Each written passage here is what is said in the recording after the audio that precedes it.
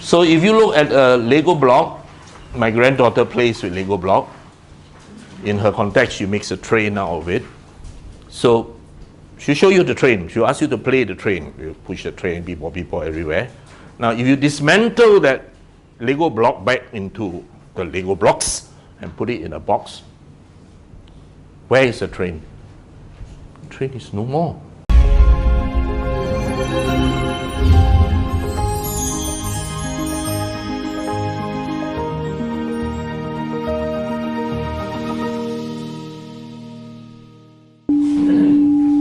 All right, good morning, everyone. Morning. Can I flip this back down, the empty ones, the ones that we did that night? Yeah. Good morning. It's good to see you all, and very happy to meet many of you for the first time. Some of you are old friends, and Tuan there, haven't seen for a while. It's good to see you. So today we are going to learn about the Heart Sutra. The Heart Sutra is only 260 words, 260 Chinese characters.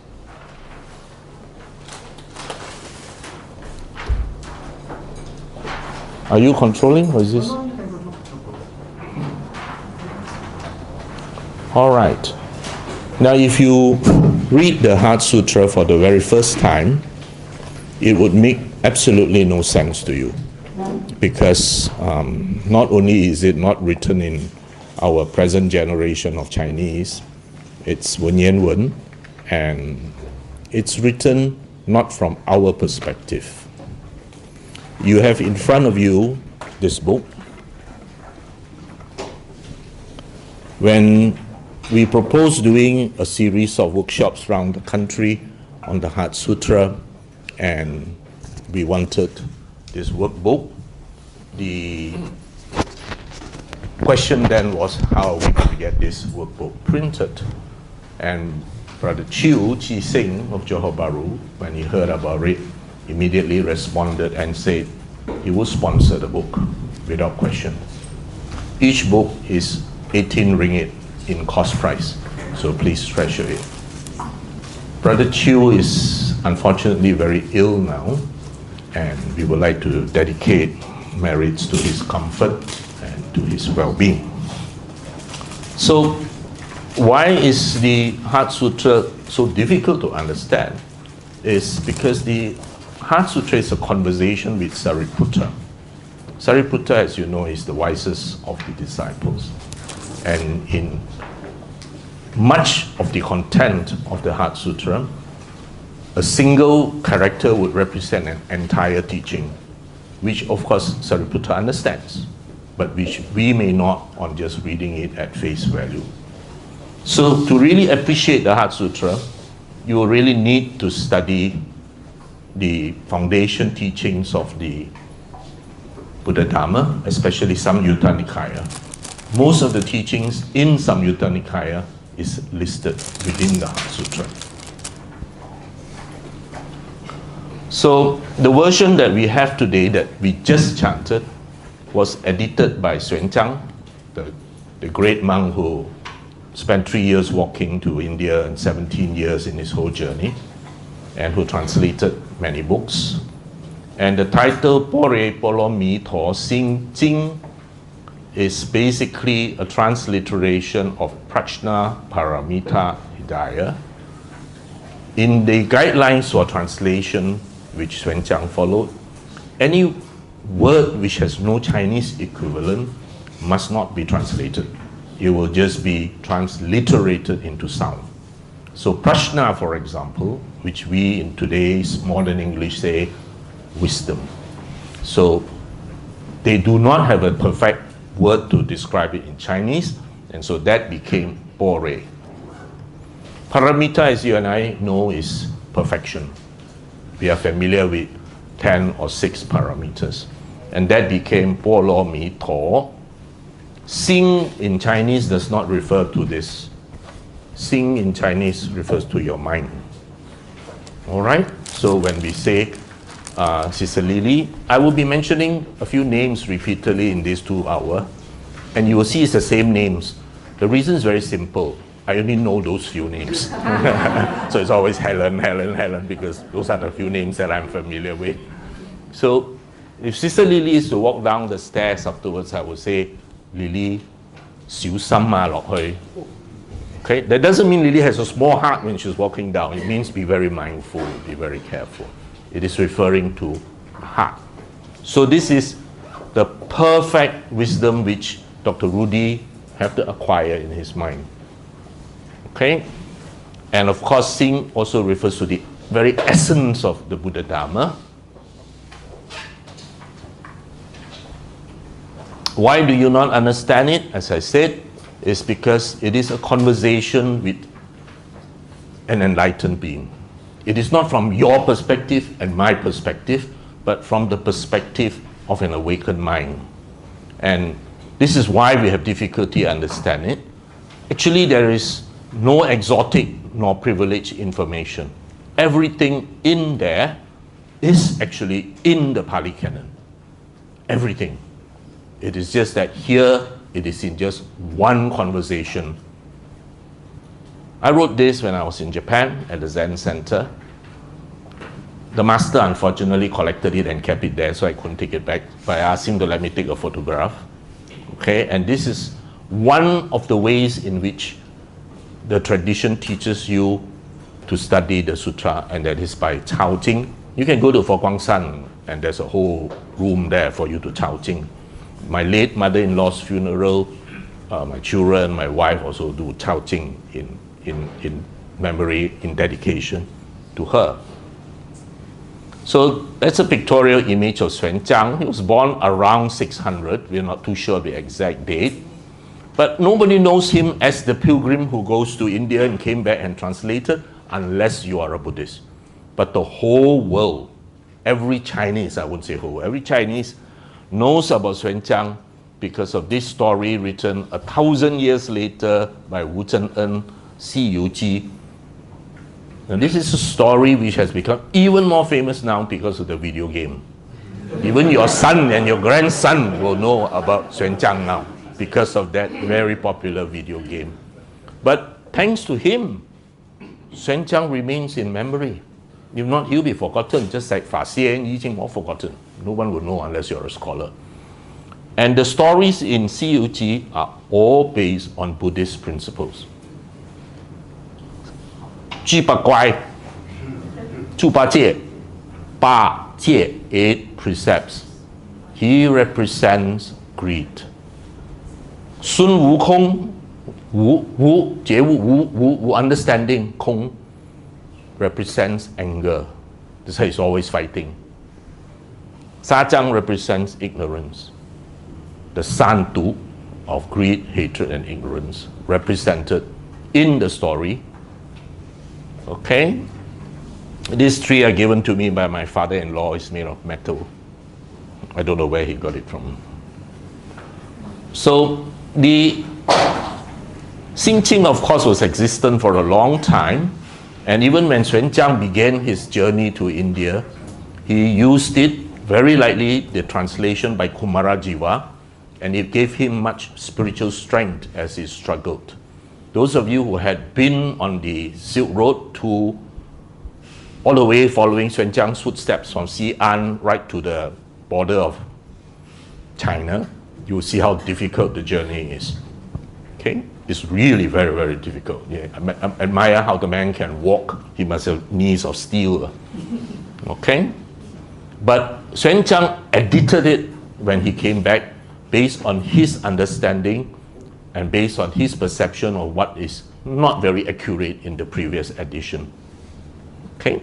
So that's why in the records of Xuan Zhang's works of translation, Xingqing is not listed, because even his own disciples describe that the great master edited an existing version. Okay, very likely by Kumarajiva. All these are in the reference at the back of the book, including Kumarajiva's version. So this is the earliest copy we have of the Xingqing as edited by him, and thank goodness it is carved in stone. Okay, you write on paper, it likely be gone, but it's carved in stone, and this is dated 3 years before Xuan Zhang passed away. I took this photo. It's along the desert that he walked. And along the way, they have a museum to his memory. And this is right in front of the museum. And I thought it was really very realistic because it doesn't show a very healthy, fat Xuan Zhang that you and I are familiar with, but a very thin, emaciated, dehydrated man covered with dust, which is very likely how he would have looked. Okay. Basically, if you look at the whole sutra, you can divide it into 3 sections. The first section is this part, which is actually the most important section. Because if you understand just this section, actually cukup, you can be enlightened. The rest here is the deconstruction, because all these illustrate how you can understand the first section. It deconstructs the concept of I, line by line, based on our attachments.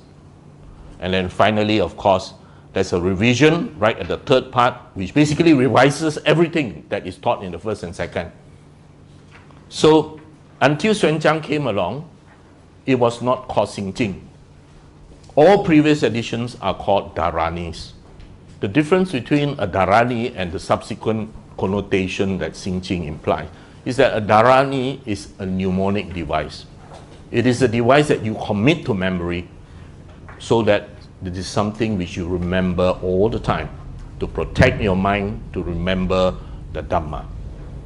Xuan Zhang renamed it Xing Jing, but it doesn't mean the same connotation as sutra as you and I know today, because Jing in Chinese refers to any classical work.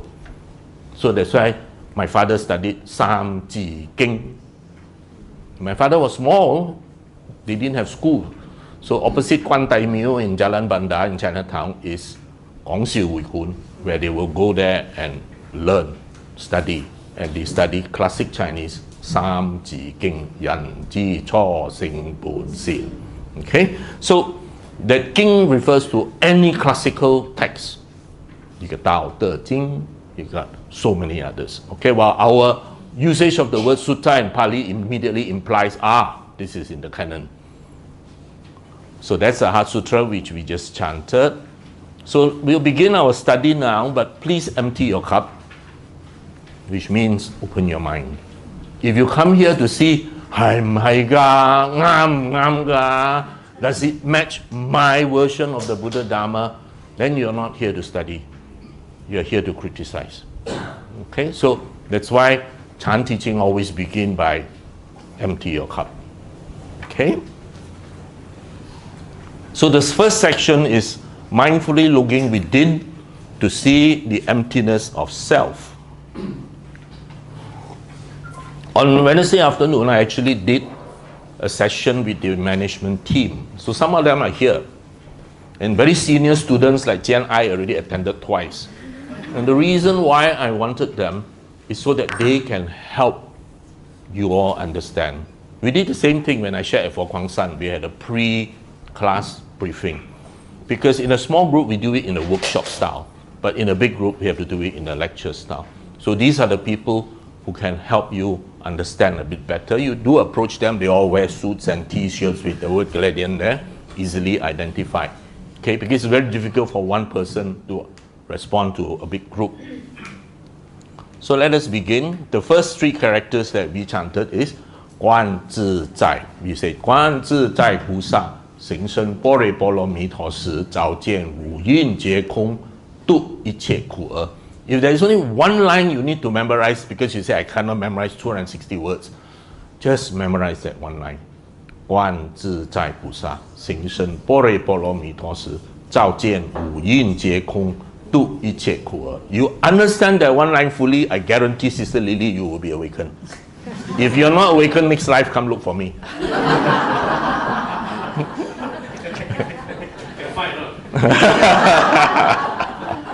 So what does it mean? Guan is to observe, to look, to contemplate. Okay? And we usually, when we say Guan, we Guan the pretty girl there, we Guan that nice portrait, we Guan the nice scenery, right? But here, no. 观什么？观自。Look inside. Look inside. 观自，自 as in 自己。And then you say 观自己, then 观自己 when? Look back at when I got married, look back at when I had my university or whatever. No. 观自在，现在。Always contemplate, look now. So as those of you like, where's that Chinese TCM girl? Riley, where's Riley? Riley disappeared. Ah, Riley is at the back. Okay. In Wen Yan Wen is very different from our present. Wen Yan Wen give you one word, can write 500 word essay on. Please write an essay. Just one word, you write 500 word essay. So the context here, as you can see, is very different from our understanding today. In just the first 3 words, 观自己现在. All right. So, okay, I've written all that. Please read yourself. Now, then if you combine the second and third word, 自在. 自在 is our whole goal.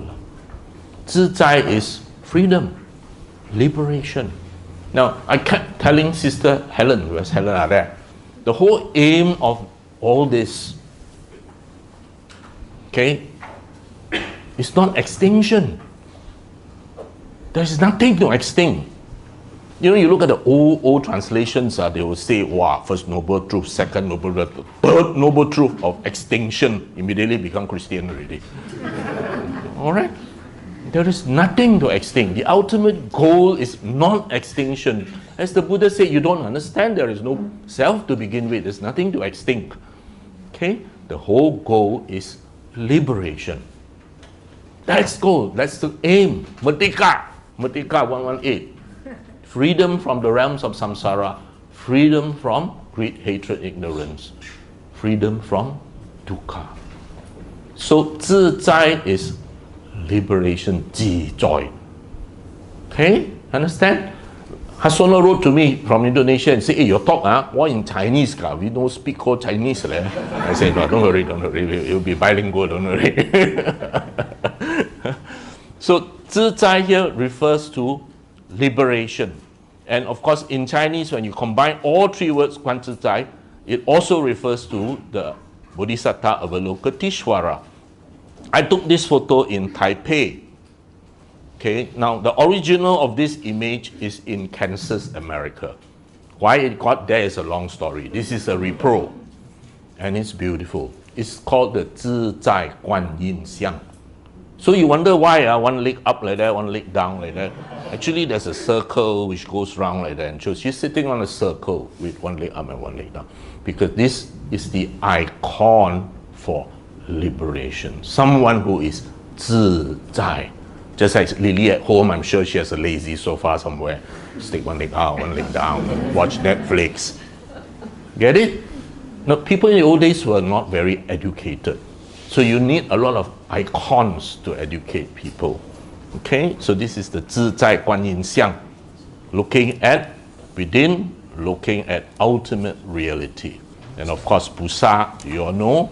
Now the next word is 行胜. Hang sam. Hang sam. Hang. Of course, it's not a common used word today, but it basically means walk.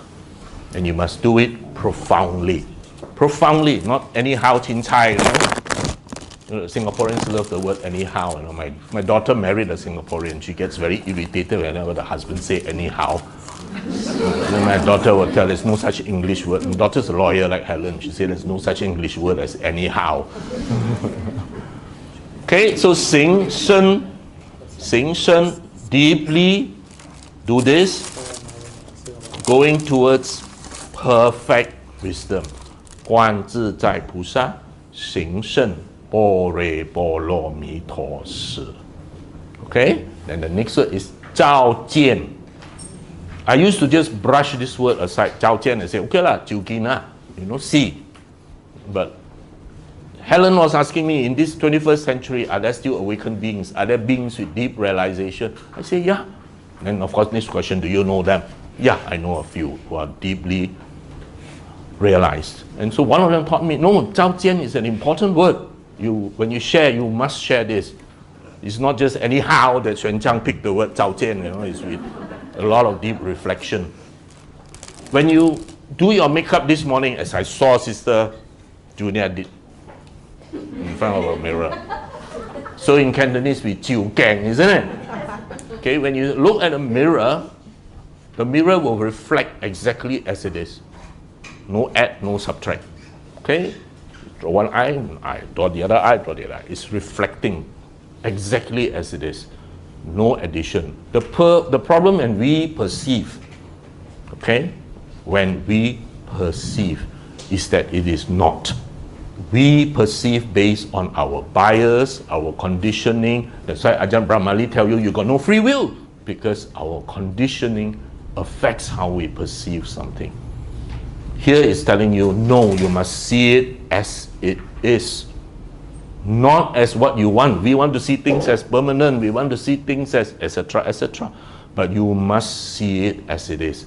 And when you see it as it is, Zhao Jian Wu Yin Jie Kong. What is Wu Yin? This is an easy class to teach. You all know what is the 5 khandhas. Okay? The Buddha is not an anatomist, so he doesn't say this is the head, this is the eye, this is the liver, this is the spleen. He looks at it from the viewpoint of functionality. So the 5 khandhas you're familiar with, that's the physical form and the mental aspect of feeling, perception, volition, consciousness. And the Buddha here very clearly has taught us in many suttas in the Pali Canon that you must understand that the 5 khandhas or the 5 aggregates are non-self. So that's very important. So Wu Yin Jie Kong, that the 5 khandhas are empty. So this very first line itself already tells you the entire path, that you must finally realize that your 5 khandhas are empty.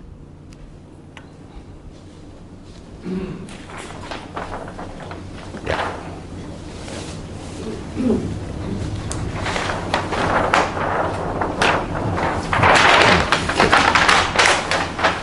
So when we say that the 5 khandhas are empty, does it mean that you do not exist?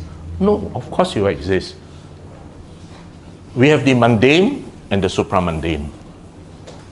The mundane is our present here. We are looking at you, me, and that. And then that's the supramundane, ultimate reality.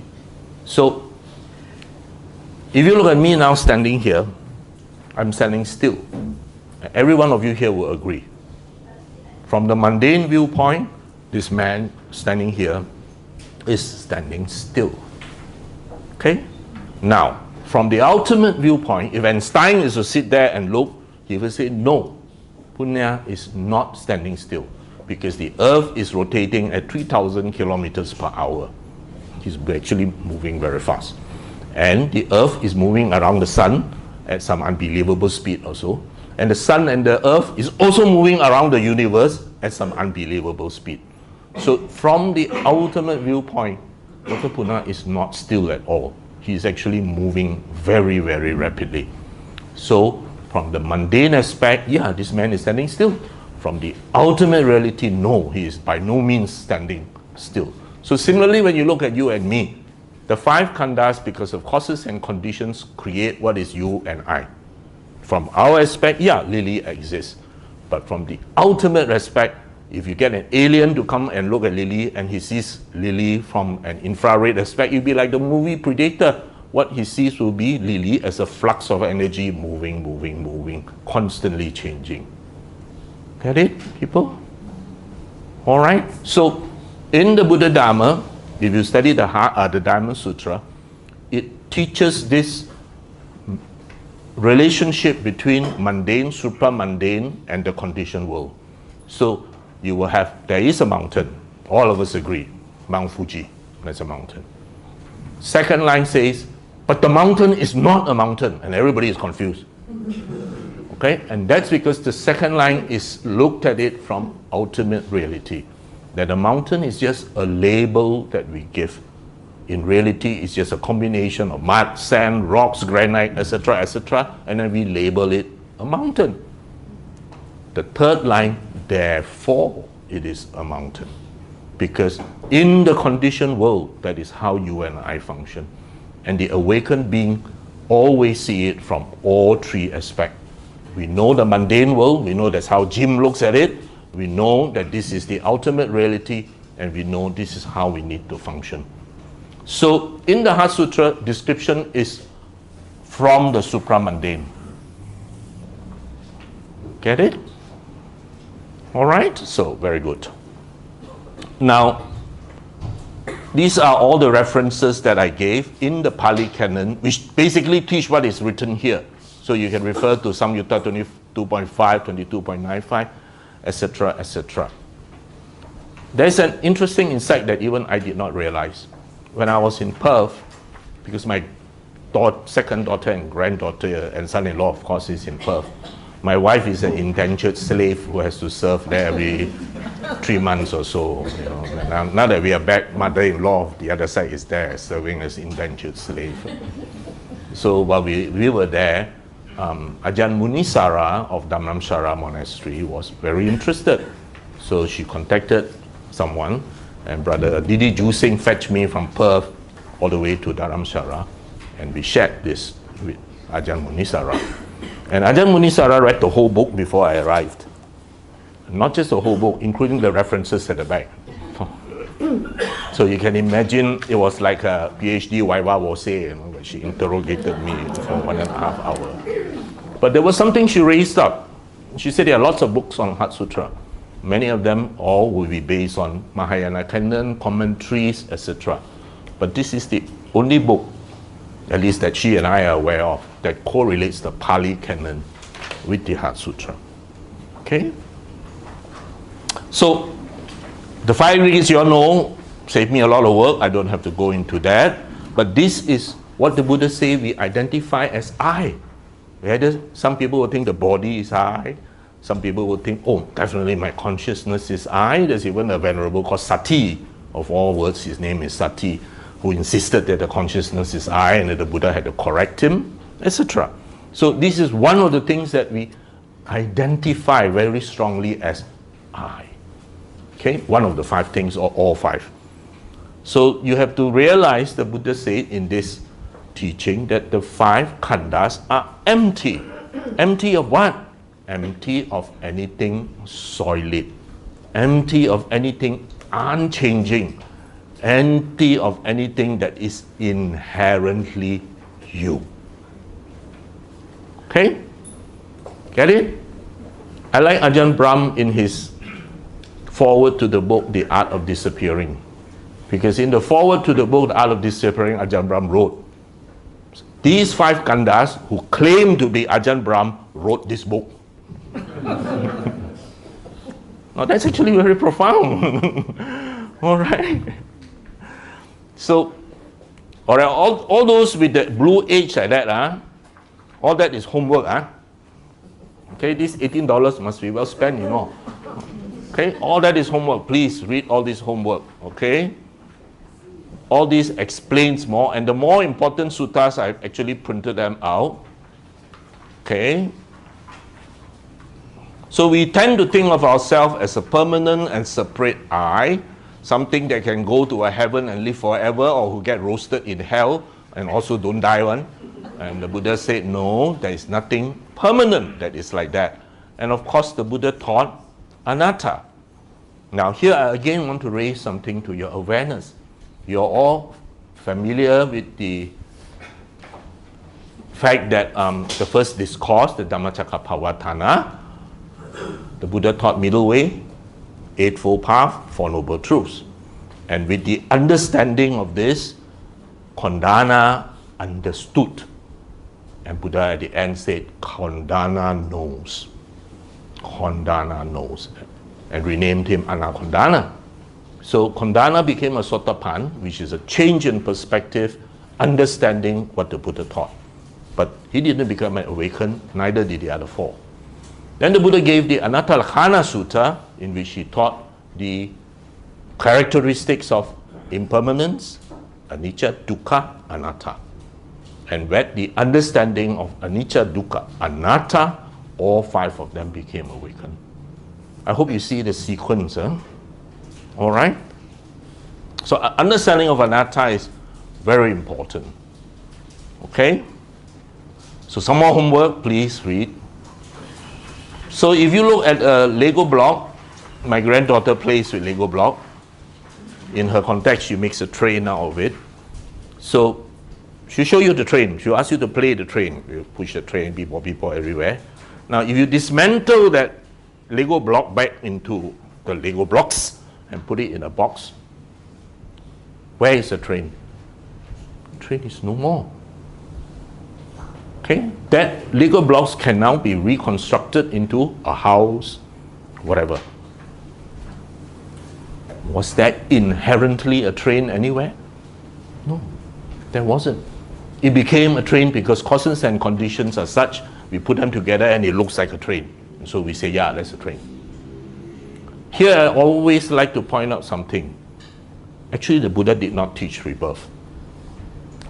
That ought to shock a few of you, huh? Maybe get me thrown out of the cradle as well. The Buddha actually did not teach rebirth. Neither did he teach reincarnation. Neither did he teach transmigration, because all 3 are wrong words. These words came into being because I.B. Homer, Christmas Humphreys, all our great translators of the 19th, 20th century used Christian understanding to translate.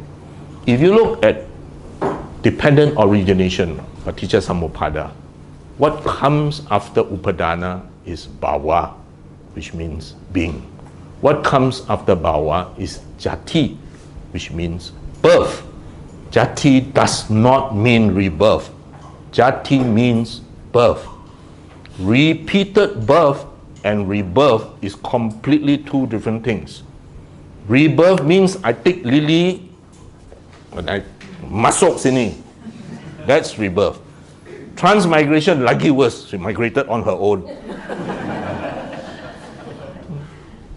Okay, reincarnation, the word incarnate already tell you. So actually the Buddha didn't teach any of the 3. What is taught in dependent origination is repeated births. Because of your acts, your karma, your upadana, your clinging, etc., etc., you become born. The conditions create a new being. Okay, that's why the Buddha says it's related but not the same. Okay, and I think that's important, because if I'm a very bad person and in my next life I become born as a cow, for example, that cow is not me, the cow is a cow. But I, because of my attachment, because of my deeds, there you are. So that's why that night when somebody wrote to me and said how many people came, and I wrote back and I said, oh, it's coming. Then I wrote back and I said, you must make sure they bring their husband or wife. Unless they don't want to be husband or wife in the next birth. Because the Buddha said, if you want to be husband and wife in your next birth, you must have the same level of dana, sila, you must have the same level of wisdom, etc. So if your husband wisdom, husband dana, sila, etc., same, then like Nakula's parents, you create the conditions to be together. So if, that's why I got friends that say, I don't want that. Well, I said, don't bring lah, okay lah. Make sure you don't create the condition to be the same lah. Then go along. So how many of you here didn't bring your spouse? Jean? I see there. That one signed contract already. Brian, that's why I ask you, where's Eileen?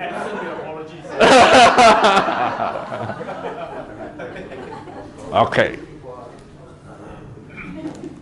So this I saw in a monastery in Bangkok, which I thought was very nicely illustrating, because it shows a man made with Lego blocks, big blocks of course, on a boat that is crossing a stream. Okay, and I thought that was a very nice illustration of what we just shared here. I learned from my printer that whenever you put pictures in books, you must make sure you take it yourself. Because if you just simply download from somebody in the internet, you can get sued for copyright. So the printer who did this was very good. She made sure that every picture is either myself or available for free distribution on the internet. Okay? So of course we all are familiar with this, Pancha Upadana Khandha Dukkha.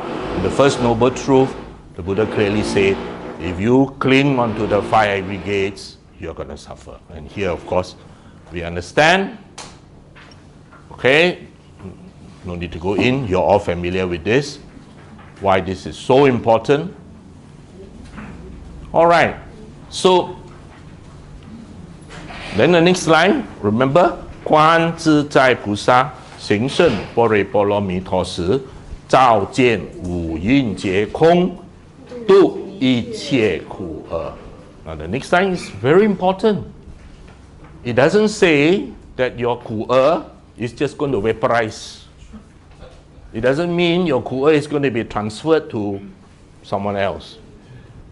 What it means is you transform it. How do we transform? With wisdom. Our refuge is not in superpower, not in some being lifting us up, but in wisdom. That's why you take refuge in Buddha, Dhamma, Sangha. Like we just took this now. The Buddha became the Buddha because of the Dhamma. Okay? So, 度一切苦厄. 度一切苦厄. Alright? So when you can really understand that 五蕴皆空, you will 度一切苦厄. Alright? Now here,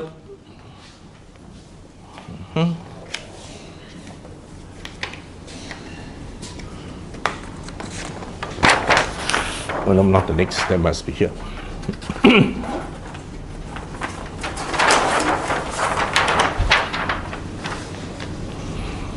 Okay, where's the pen?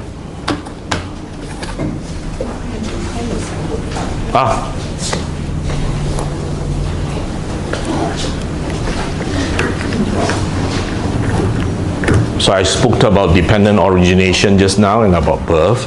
Now you know in the Anatta Lakkhana Sutta, the Buddha taught impermanence or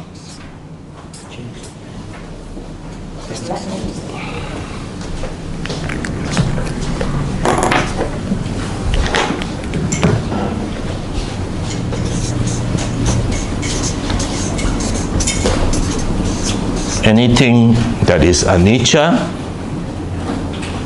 is unstable. And one of the things in last Wednesday's management team sharing was one of the brothers at the back said, this is not a sutra, this is a physics lesson. Okay, and it is true. You know chaos in physics. Within any closed system, any conditioned thing that you put in will degenerate into chaos. Okay?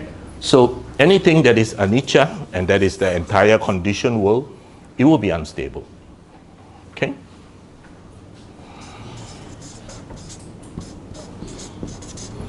And with the instability, it is unreliable.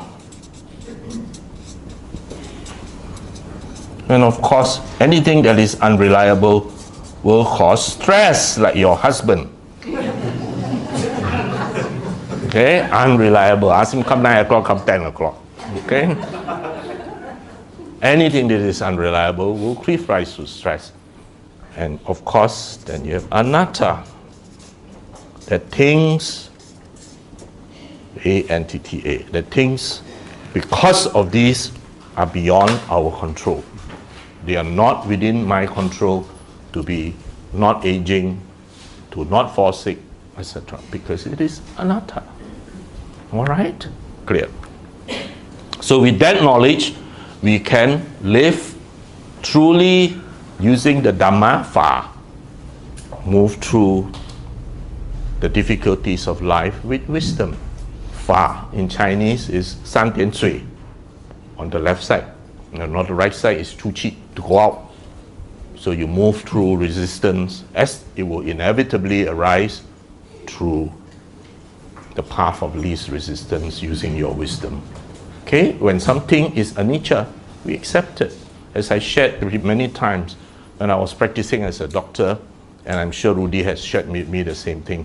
One of the most common complaints that we see is an elderly lady who come in sit down. Very nice conversation we have.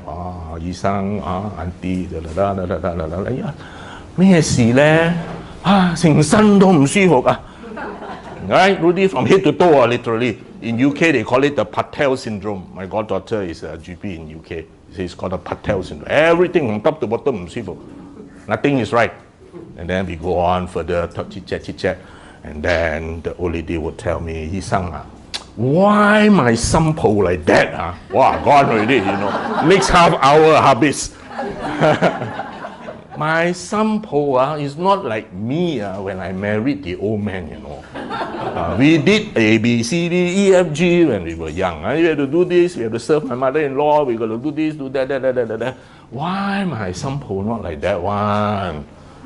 So I always have to tell, because your sampo is born in a different era, had a different education, and your sampo is not you.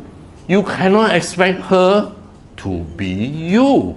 Even if we clone you and raise you in this different environment, you also will be different. So where's the self? There's no self. We are there because of causes and conditions.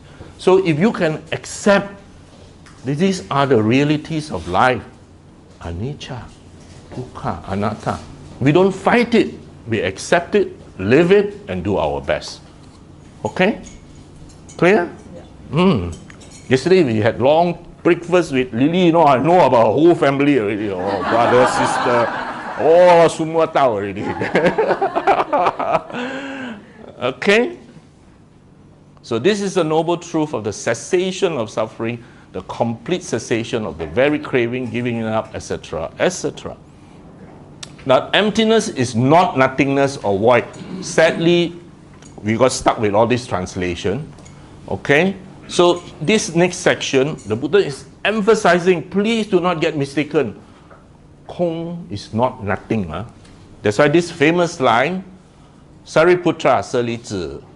Okay, this is not Buddhist relics. This is the disciple Sariputra. People asking me, why suddenly got Buddhist relics come up there? Okay, Salizi is Sariputra. This is the most famous line because of Hong Kong movie. You see the man coming to fight ghosts, you will say, Sir, bu yi kong, kong bu yi sir, sir, ju si kong, kong ju si sir. Okay? Form is no different from emptiness. Emptiness no different from form. Form is exactly emptiness. Emptiness is exactly form. Here the Buddha is trying to be very sure that you do not mistaken. It is the nature of rupa. In Pali, the word is rupa, rupam. In Indonesia, they use it very well. They use rupam in Indonesia. It is the very nature of form that it is empty. And from emptiness, all form appear. So I use this example most of the time. I say, you take a gold ring, your wedding ring, a gold band. So it's a ring. So we say, it's a ring. Everybody agrees it's a ring. Nobody dispute that. You take that ring, you heat it, what will happen? It will melt. Then from that, it can be made into many things, from the contact in your handphone, to the plating on the Buddha image, to another piece of jewelry. So there is nothing inherently a ring in your ring. That ring is empty. It can be made into any other thing. It's the same with us. I was sharing with Helen that night. Helen said about the Buddha relics. So I said, no, yeah, of course we pay respect, but don't be too obsessed with it. I told her, you take a deep breath, you breathe in the Buddha now. What do I mean? I said, okay, look at me. I'm 70 kilograms. 60 to 70% of me is water. That's why you see in Singapore, HDB, some poor man die upstairs, nobody know for 3 weeks. And then the downstairs one look up and say, why got one brown patch there? And then tomorrow the brown patch start dripping smelly fluid. Very common because so many people live alone in Singapore HDB. Die 1 week also nobody know. 2 weeks, 3 weeks start to smell. Because our body is 60 to 70% water. It's a huge amount of water. 70 kilogram, 10% is 7 kilogram. 6 and 7 is 42. 40 kilograms of water, imagine. You drip down. So when they cremate me, boom, at 900 degrees centigrade, the cremation chamber is designed to be 900 to 1000 degrees centigrade. The reason why is because water instantly evaporates when you are put in at that temperature. So boom, I get evaporated. What is water? H2O. 2 hydrogen and 1 oxygen molecule. What does that go to? It up the funnel out. So it gets mixed up everywhere. So when Helen takes a deep breath of oxygen there, she's breathing me. Okay? So this is simple physics. Now, the Buddha is saying form is no other than emptiness. Emptiness is no other than form. What we call emptiness is where form is derived. It's the very nature of each other. Okay? And of course, in the Samyutta Nikaya, it's also made very clear that when the Buddha refers to form, it is not just this form, but past, present, future, internal, external. So that chair, this bag is also form. That ring is also form. Clear? So now, understanding sunyata at this stage is important. That's the Pali word, the Sanskrit word for emptiness. And I already mentioned this. Rudy was asking me just now, is it anatta? Anicca, dukkha, anatta are the 3 universal characteristics. Anatta refers to the non-self of you. But emptiness is much broader. It refers to not just you, but your wife, the chair, the floor, this building. Okay? So it's all-encompassing characteristic of nature, reality, while anatta is, of course, a more specific indication. Now, if we look, actually all form is empty. They are constantly changing. It's not independent or unchanging. And it's important to know that it does not talk about nothingness or void. So please do not misinterpret. More homework, more homework, more homework. But this homework is important because if you look at the Sanskrit text, there is minor differences from the translation by Xuan Zhang. Xuan Zhang begin by 照见五蕴皆空，度一切苦厄。Then 舍利子，色不异空，空不异色。If you look at the Sanskrit text, there's one more word. Iha sariputta rupam sunyata. Sunyatava rupam. Form is emptiness, emptiness is form. There's this word which is missing in Xuan Zhang's translation, and this word means here. So if you look at this Sanskrit one, what is said is here. Okay, the previous one, the supramundane aspect. Here, form is emptiness, emptiness in form. Get it? From the mundane aspect, of course, there's form. Get it? This word here is missing in the Chinese translation. The Sanskrit text is also available in the reference. Okay, so for those of you who are very academic, you can look at it. Then, 受想行识亦复如是. These are the 4 mental aspects. They are also empty. They are exactly like that. Clear? 受想行识亦复如是. Alright, so all things are indeed real, as I said. It's not that they do not exist, just that they do not exist in the way we think. We think they are permanent. We think that they are going to be there unchanging. No. Anyone here who has been married for more than 2-3 years will know the man or the woman you married is different from the one you're going to bed with tonight.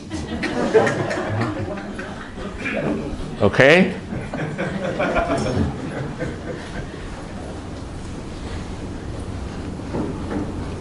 The Kaccayanagotta Sutta in Samyutta is actually a very important sutta. And just like the Heart Sutra, if you just read this sutta, you will not understand. Because it is like the Heart Sutra. It talks of what we just discussed. Okay? Anyway, I put it up for reference. Okay. Homework, homework. Then the next line.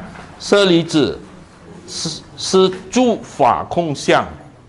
舍利子是诸法空相. All phenomena. Now here, 诸法, all. Now in both Pali, Sanskrit, and Chinese, there is no uppercase, lowercase. In our conventional writing, when we put uppercase Dharma, capital D, we refer to the Buddha's teachings. When we put small d, we refer to all phenomena. But that's a modern context. In Pali, there is no uppercase, lowercase. It's just Dhamma only. Okay, same in Sanskrit, same in Chinese. So it will depend on the rest of the line, whether it's referring to teaching or referring to all phenomena. Here, 诸法空相, all phenomena has the characteristic of impermanence. Notice the word, 三点水出去, go out. Okay? All phenomena has the characteristic of emptiness.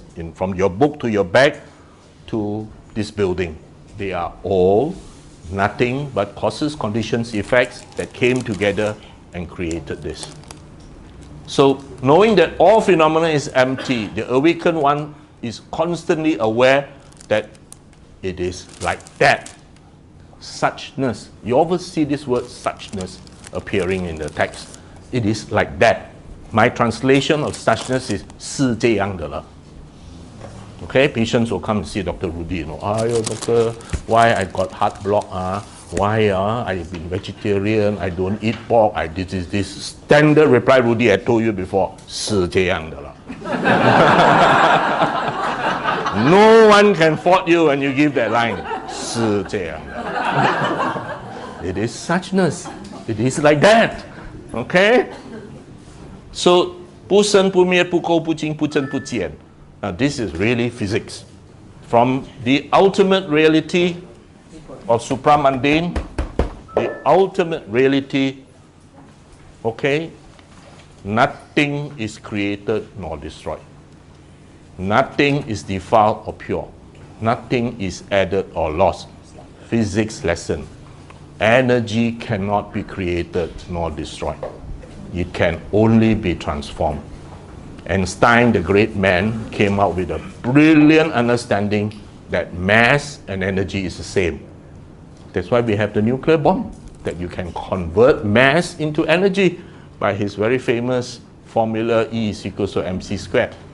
M is mass, that's energy, that's the speed of light squared. So nothing is created nor destroyed. Nothing is 不垢不净, defiled or pure. Nothing is gained or lost. They are all changing. Okay? So of course Thich Nhat Hanh gave this very beautiful teaching. A cloud never dies, he said. The cloud merely transformed.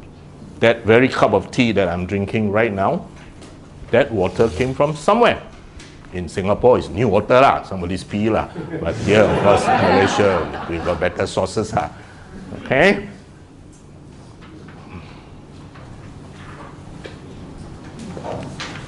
Now, we have finished the first part.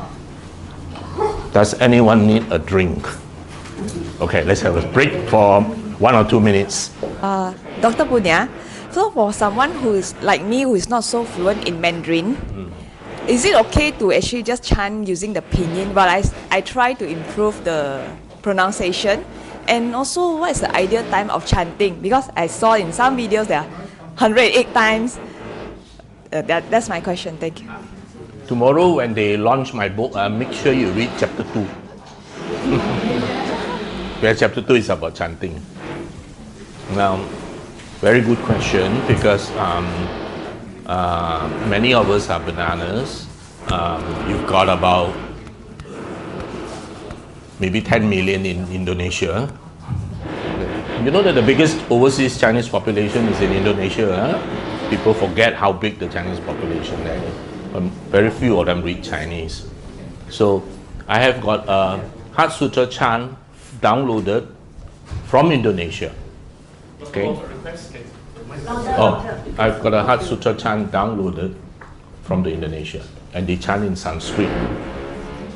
Okay, I've sent it to Sister Helen. Helen can forward it to you all. Okay, but if you chant in Sanskrit, you also don't understand rupam sunyatam sunyatam rupam. You also don't understand. So I give you an example. My lovely wife, she started chanting in English. So she chanted the Heart Sutra in English. So for I don't know how long she was chanting in English. So I said that's perfectly fine. But after a while I told her it's time to switch over to Chinese, because no matter all said and done, the Chinese translation is superior to the Angmo translation. A lot of things are lost in the Angmo translation. So after a while she went to the Chinese translation. and she has faithfully memorized it and chanted. So her question is, when do you chant it? The time to chant it is the most suitable time for you. So if morning you rush to work, then don't chant it in the morning. Okay, it has to be at a time when you are able to reflect. It is not the number of times.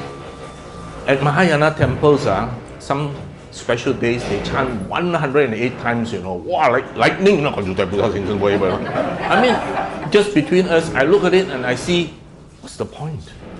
It's just a ritual that you are going through, because the Sifu say, chant 108 times, you chant 108 times. And then at the end, no meaning. The more important thing in chanting is to be able to remember and to understand the Dhamma. So if you chant one time and you understand, it's better than you chant 100 times and don't know what.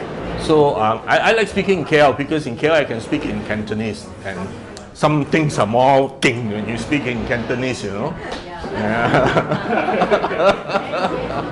So okay. Must overcome the flow there.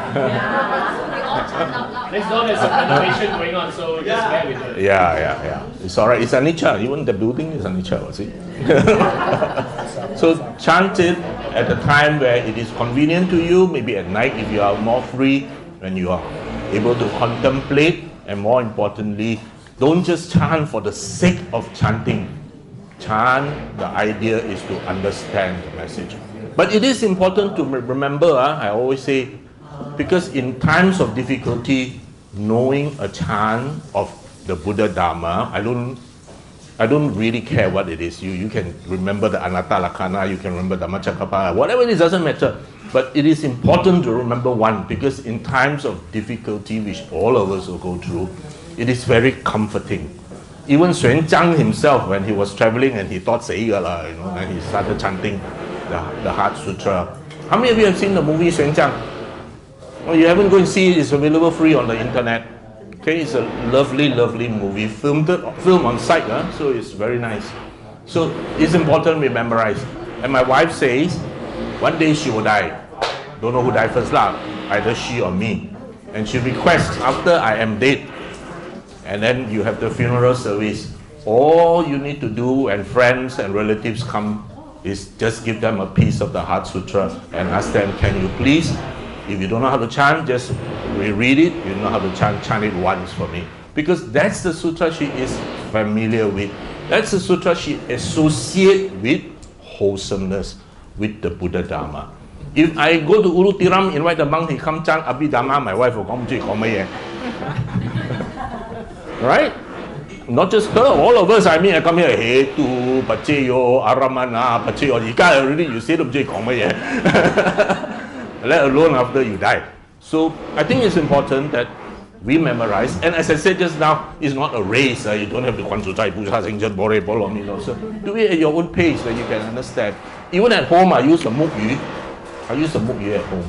That's why I requested for one here, because it forces you to pay attention and it times you. Okay, I don't know where Sister Moon bought it. She told me she bought it on Shopee. So if she can get it on Shopee, you can get it on Shopee. Okay? All right? Resume. Okay.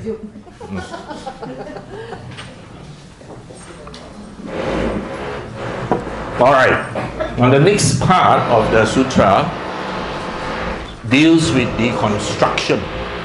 It's like a surgical knife now, which cuts you layer by layer to make you realize that there is no self. So the next part, you will see the word Wu appearing. One long list of Wu. So we have to be clear about this word Wu. Now, this is how the word Wu evolved from the Shang dynasty, where they wrote it on turtle shell. You always see the turtle shell writing, to the today Jianpi, which is like that. The turtle shell writing, all these have deep pictorial meaning, because Chinese is a pictoriogram. Today one completely lost. But what it means is this.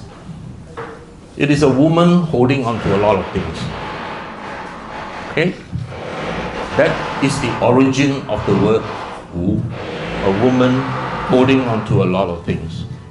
And ironically, the word used in this context is to teach us not to hold on to, not to grasp, or to be attached. To let go. Okay? So now every time you go to Jaya Grocer, you won't learn the Dhamma because they push trolley.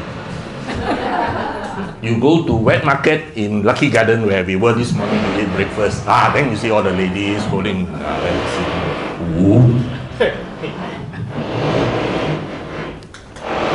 So the next section, all experience is empty of inherent nature. You're not the body, not the mind. And there is a very important line, because in the next sections it says 是故空中无色无受想行识. This one line, therefore on awakening to emptiness, or therefore in emptiness, there is no form, feeling, perception, volition, consciousness. And then after that, you will see one whole list of Wu. So just to repeat, 色离止色不异空，空不异色，色即是空，空即是色，受想行识亦复如是。色离止是诸法空相，不生不灭，不垢不净，不增不减。是故空中无色，无受想行识，无眼耳鼻舌身意，无色声香味触法，无眼界乃至无意识界，无无明也无无明尽。One long list of Wu. But this long list of Wu is all preceded by the word, by the line on top. 是故. Okay? So, 是故空中. Therefore, in emptiness, or therefore on awakening to emptiness, there is no form, no feeling, no perception, no volition, no consciousness. That part that I told you, the supramundane part. Okay? Now, in the Sanskrit version of the text, you have this word Tasma Sariputta. Okay? Tasma Sariputta is not found in Xuanzang's edition. Tasma Sariputta means therefore Sariputta. In emptiness, there is no form, no feeling, no perception, no volition, no consciousness. Actually, it makes it clearer when you have that line. Don't know why our friend didn't include that inside. Okay? Oops.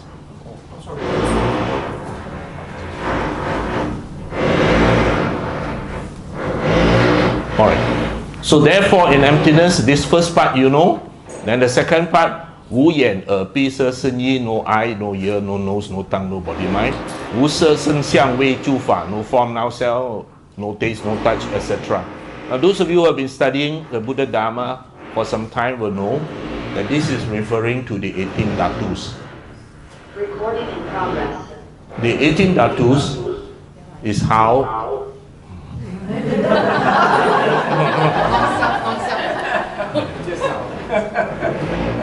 we haven't reached the third part yet, the echo hasn't come yet. Okay? Not you, Dr. Wong. Not me. Pharmacy. Sounds like you.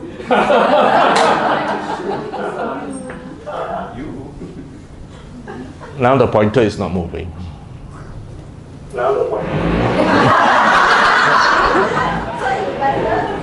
Very good example of anatta.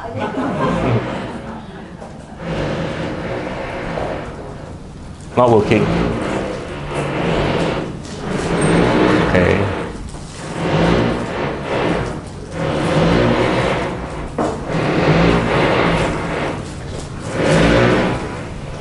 Okay, they're saying 无眼界乃至无意识界. So all this is this. Therefore, on awakening to emptiness, 无色声香无色受想行识，无眼耳鼻舌身意，无色声香味触法，无眼界乃至无意识界. This is how we construct our world. Our world is constructed or perceived by us from this. So in the Pali Canon, we call this the 18 dhatus. Okay? So what in the Heart Sutra is telling you is that therefore when you understand emptiness, or therefore when you understand the unconditioned state, therefore when you are awakened, you will realize that all these are constructs. They are not real. And I often use the example of a red color. Okay, the closest to red is Hot Chai's t-shirt. Okay, if we look at Hot Chai's t-shirt, it's red color. So we say, Hot Chai is wearing a red t-shirt. But are you aware that that entire perception of a red t-shirt is false? Because there is no such thing in physics as red.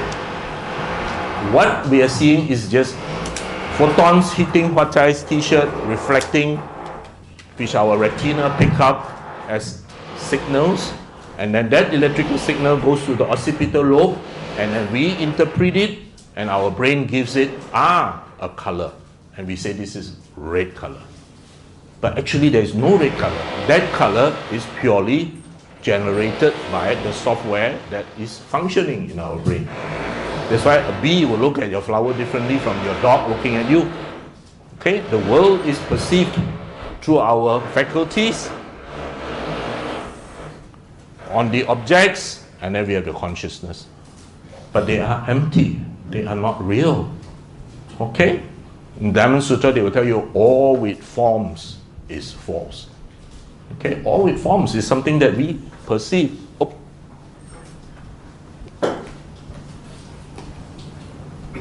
Okay. So our world, as I explained, is this. Okay? And all of it is empty. Please do not grasp onto it. For the unenlightened, they will definitely grasp onto it. And of course, you know that at the dying process, we grasp. That's why you have upadana. We grasp onto the self, we grasp onto things we are attached to, sensual pleasures, etc., etc. And that grasping creates the conditions for being and birth.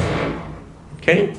So, for the awakened, of course, we do not grasp. We know that what is considered as this is mine, I am this is myself, becomes this is not me, this is not mine, this is not myself. Okay? Now, this is from Majjhima Nikaya 143. It is very, very interesting. When you have time, go back and look at it. In Majjhima Nikaya 143, Ananda Pindika that Niven referred to is dying. Okay? Now, this is again something which I hope Hot Chai will not excommunicate me from the cradle and remove my honorary degree. What do we do in Malaysia when somebody is sick or dying? We call the Sangha. Of course they will come, they're very kind. And what do we traditionally do in Malaysia when we call them to come to the house or to the hospital bed? They will go there and they chant. Which chant do they chant? Bojjhanga Sutta. Are you aware that in the Pali Canon, there are many instances of both awakened beings and unawakened laymen or monks who are dying? And they call on the Buddha or the Arahants to visit. For the awakened beings, including the Buddha himself when he was sick, they chant the Bojjhanga Sutta. Because these awakened beings understand the factors of enlightenment. For the unawakened beings, of which there are many examples in the canon, when the Buddha himself go or the disciples go, they do not chant the Bojjhanga Sutta. It is always a discourse in the language that they understand. Okay? It's like what I said just now. If you need help at that moment, you need spiritual help. And someone goes there and speak in a language that you do not understand, it's not going to be very good. So, this is Ananda Pindika dying. And the Buddha sent Sariputta. So when Sariputta went, he saw Ananda Pindika and he taught this. So it's a bit small, but it's in your book.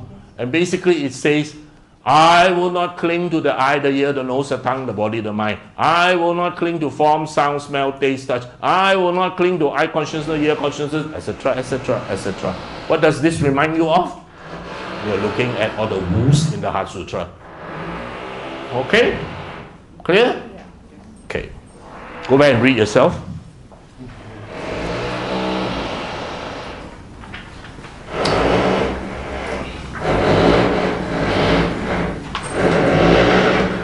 Very interesting word. This is the Chinese word for Buddha. Now I have great difficulty pronouncing this word, so I have to get my TCM friend. Hello. TCM friend. How do you pronounce this half? No, this half, this circle.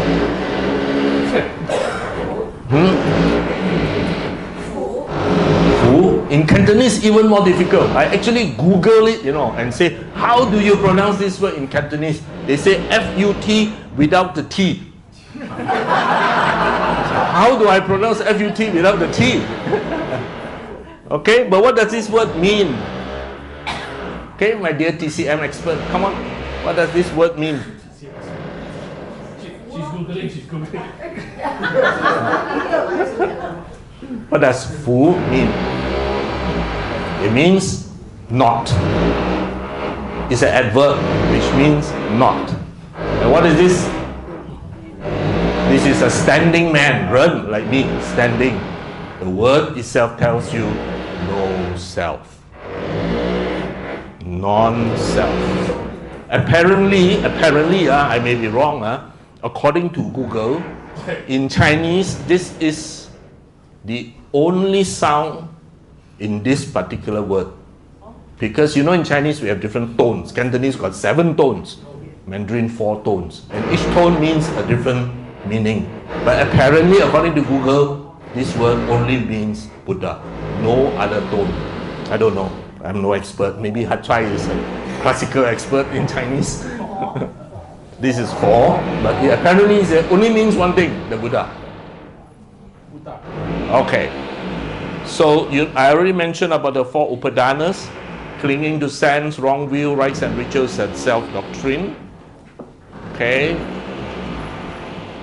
Now in the Sunya Sutta, Samyutta Nikaya 3585, Ananda asked the Buddha, what is emptiness? It is said that the world is empty. The world is empty, Lord.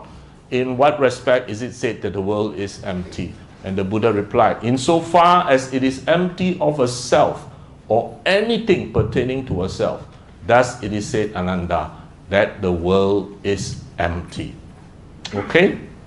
Clear? Now, we are familiar with this in the Dhammapada.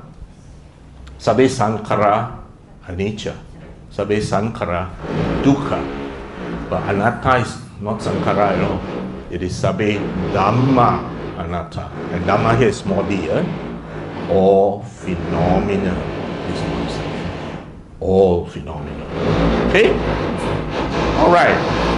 All this you can read yourself. So back to Helen again, the great Thich Nhat Hanh.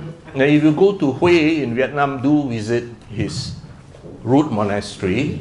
It's off the tourist route, but you can tell your tour guide, I want to go. And you insist, I won't pay you if you don't take me. Then they'll be forced. They don't like to bring you there because they don't get kickbacks.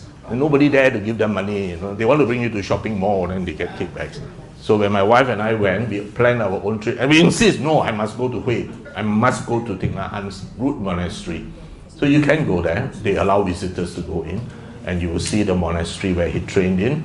And you will see the altar that remembers him. And you will see an important lesson. In the surrounding of the monastery are huge mausoleums. Huge! Big, huge mausoleums. This one remembering the 6, 7, 8 patriarch. That one remembering this great monk. You remember that great monk, this great monk. So many there.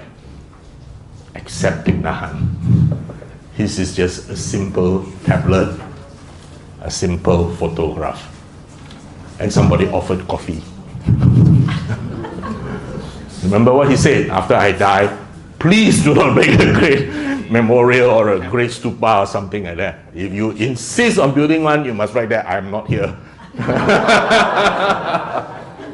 That man understands anatta. All right? But do visit. It's quite inspiring. All right? You can even see the room where he passed away. So he said that some people say that the Buddhist practice is to dissolve the self. They have a misunderstanding of the third noble truth. They say it's extinguishment or extinction. All right? He'll tell you, no, there's nothing to be extinguished. There's nothing to be extinct because there's nothing to begin with. There's only this notion of the self that you have to transcend. Okay? Now, all concepts are empty of concrete existence. They are dependent on many variables. So the next part is confusing to a lot of people. Here, the next part, remember, therefore, on awakening to emptiness, the preamp at the top, then it says, Wu Wu Ming Yi Wu Wu Ming Jin, Nai Zi Wu Lao Si Yi Wu Lao Si Jin. Every one of you in this room will know this is dependent origination, paticca samuppada. But here, only the first link and the last link is mentioned.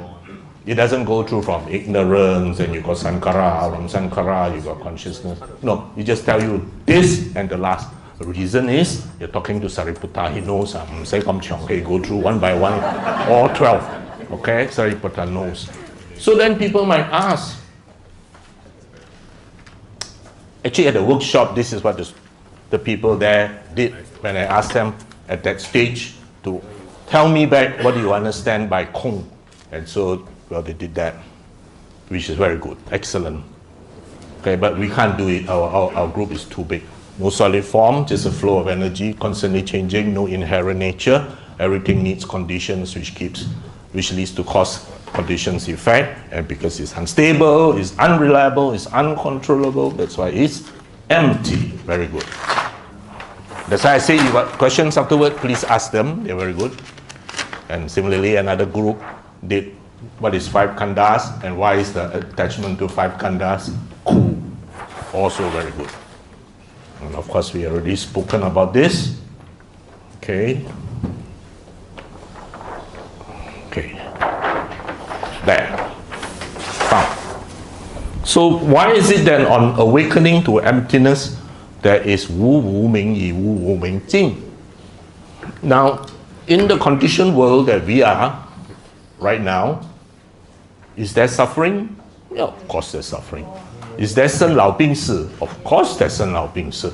So in the conditioned world, dependent origination is there. Absolutely no doubt about it. Okay? So we say, when you become awakened, is there suffering? Still got physical suffering until you die. Okay? Because the body will still age, but you have no more mental suffering. Psychological liberation first, then only physiological liberation. Okay? So finally, in the unconditioned state,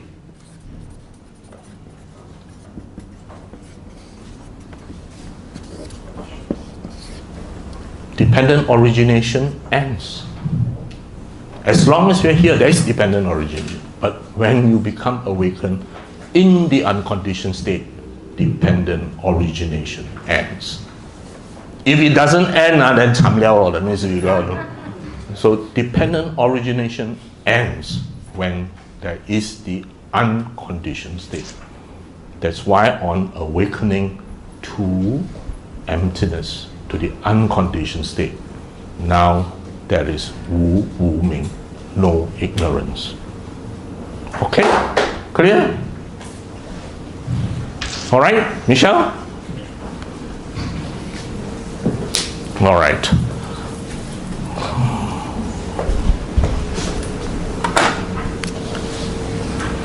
So all these explaining whatever, you guys already know all this, so I don't have to go into detail.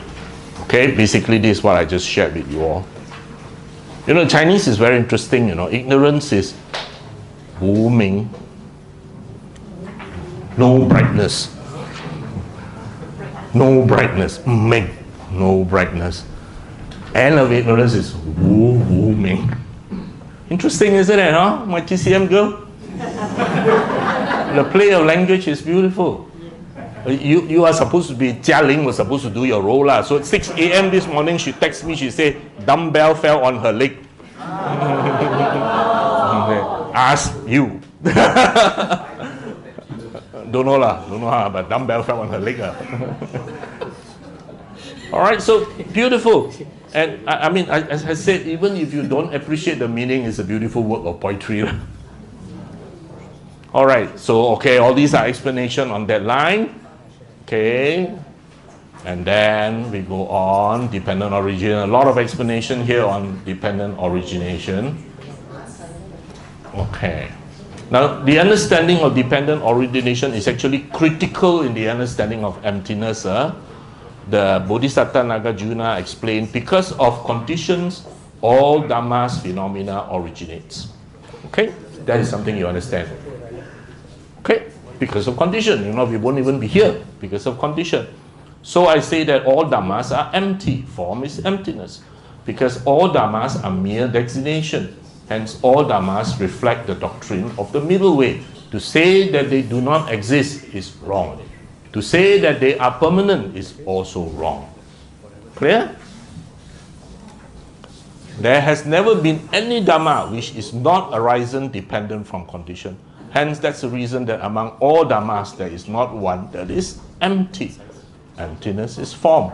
Now, my dear TCM girl, I forgot your name now. I'm very bad with names. Riley. Please help me read this, Riley. Tai Seng. I sang it. Because some poetry is too beautiful not to be read out. 做工作。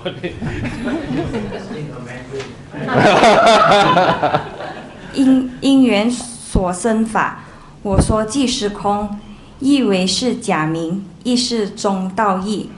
未曾有一法不从因缘生，是故一切法无不是空义。 Beautiful. Okay? Beautiful. Right? Now, all this is in your book, so go back and appreciate it. Therefore, on awakening to emptiness, now this is where Ajahn Munisara stopped me. Wow, how can the Heart Sutra say no Four Noble Truth? Wu Ku Ji Miet Dao is Four Noble Truth. Okay? Wow, here Munisara stood up. Okay? What does it mean? You must never forget that this is following a preamble. Therefore, on awakening to emptiness. Therefore, when awakening to reality. Therefore, in the unconditioned state, there is no Ku Ji Miet Dao. If in the unconditioned state still got Ku Ji Miet Dao, may again be failed already. That means still suffering. Okay? Alright? Clear? Never forget that dependent origination and Four Noble Truths are closely linked. The Four Noble Truths is actually dependent origination. The first Noble Truth came about because of the second Noble Truth. Because of our clinging, Kamabawa, Vibhawa Tanha, Kama Tanha, Vibhawa Tanha, and Bhava Tanha, we create the first Noble Truth. The third Noble Truth with the fourth. You have the fourth Noble Truth you follow, then the third Noble Truth, the ending of greed, hatred, ignorance comes in. Clear? When you become awakened, this ceases. Clear? Yeah. Very good. So I told you why what was said with Ajahn Munisara. Okay? Of course, some more explanation.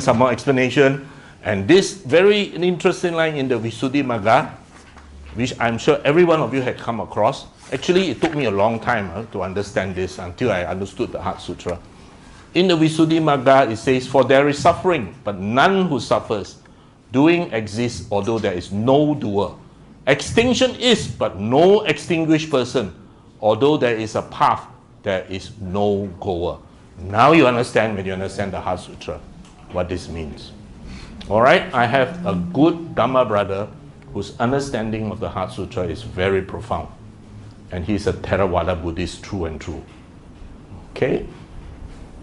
Good friend with the late chief. And he used to tell me that at our mundane level, of course there is a path. So we say, yes, this is the path. This is the Noble Eightfold Path, whatever. But when you actually understand anatta, non-self, there is no more path. Because the instant you say there is a path, that means you have created a duality. There is I walking the path. Clear? So this line in the Visuddhimagga is beautiful. No Chinese translation, so Ravi no need to look. Okay, for there is suffering, but none who suffers. Okay? Clear? Doing exists, but there's no doer. Extinction is, but no extinguished person. Although there is a path, there is no goer. That's why in the Diamond Sutra, which we shared on Thursday night, the Diamond Sutra will tell you, the Bodhisattva will come, and the Bodhisattva will say, I have saved many, many, many people, but not even a single person is saved. Because there is this anatta. Clear? That's why some people don't understand the Bodhisattva. Wow, they see, oh, the fellow say, I will save all person, then only I become enlightened. Then how? Clear? Sister was sitting here that night when I shared the Diamond Sutra. So all questions to Diamond Sutra, please direct to her. So awakening to reality ends grasping to wheels. And this is not Heart Sutra. This is Pali Canon. Okay? When you become awakened, all wheels cease. When you have a wheel, it is because you are unawakened. That's why I think it is like that. When you are awakened, there's no more I think that it is like that. It is 世界样的了, suchness. Okay? As long as you are unawakened, there's a wheel, you know. That means Rudy will say, I think it should be like that. But when you are awakened, there's no more I think it is like that. It's 世界样的. Suchness. Okay? Okay, all this basically what I explained. Okay, now the next part is the last part. 无知以无得, before we go on to the revision. Therefore, on awakening to emptiness, no wisdom, no attainment. And 无知以无得, you understand? Once you understand there's no permanent being, there is now 无知以无得. There's nothing to attain, nothing to gain. Okay? Okay, some more Pali Canon references to what we just said. And the three aspects of anatta, which I've already explained. This is not mine, I'm not this is not myself. All right, so this is now the last part. Ngam ho Helen, don't worry, 11 o'clock. When I shared in Fo Guang San in JB, one of the complaints was same, 9 o'clock to 1 o'clock. Okay, like that, 9 o'clock, 70 people. One of the complaints we received feedback was the third part was too rushed, they said. Could not appreciate fully. But what the audience of 70 didn't realize is that we have to return the hall at 1 o'clock because there's another class from 1 o'clock. So the organizer was, oh, you find it or 1 o'clock we have to return. No question and answer allowed. Just stop, that's it, because 1 o'clock another class takes over the hall. But here Helen said, okay, I can. Anyway, we still got time. The last part is a revision of everything that we have discussed. Sumwa is back now in that. Okay? Anybody needs to go to toilet? No need. Okay.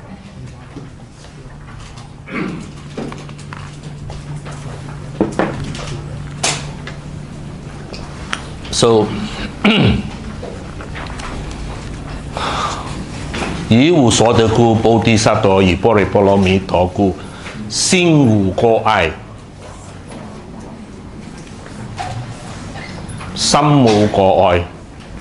Isn't that nice if we can tell each other that 我的心无过碍 not this but this 我的心无过碍 Very hard, isn't it? Most of us have 过碍 As I shared with Helen, you don't get married, you have don't married 过碍 You get married, you got married 过碍 You have married but you don't have children, you have married but don't have children 过碍 And then you married with children habis Plenty of 过碍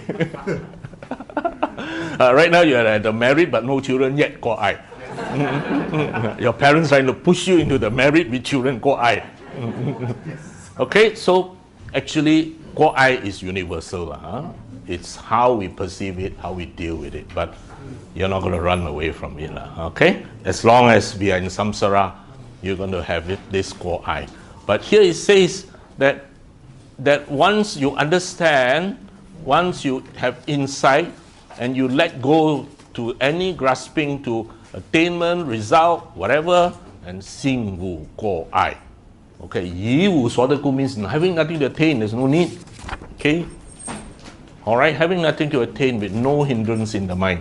So here, this illustrates it very well. When you come to a point where you don't need to impress anybody, your freedom will begin. Okay? Ultimately, there is no being to achieve anything.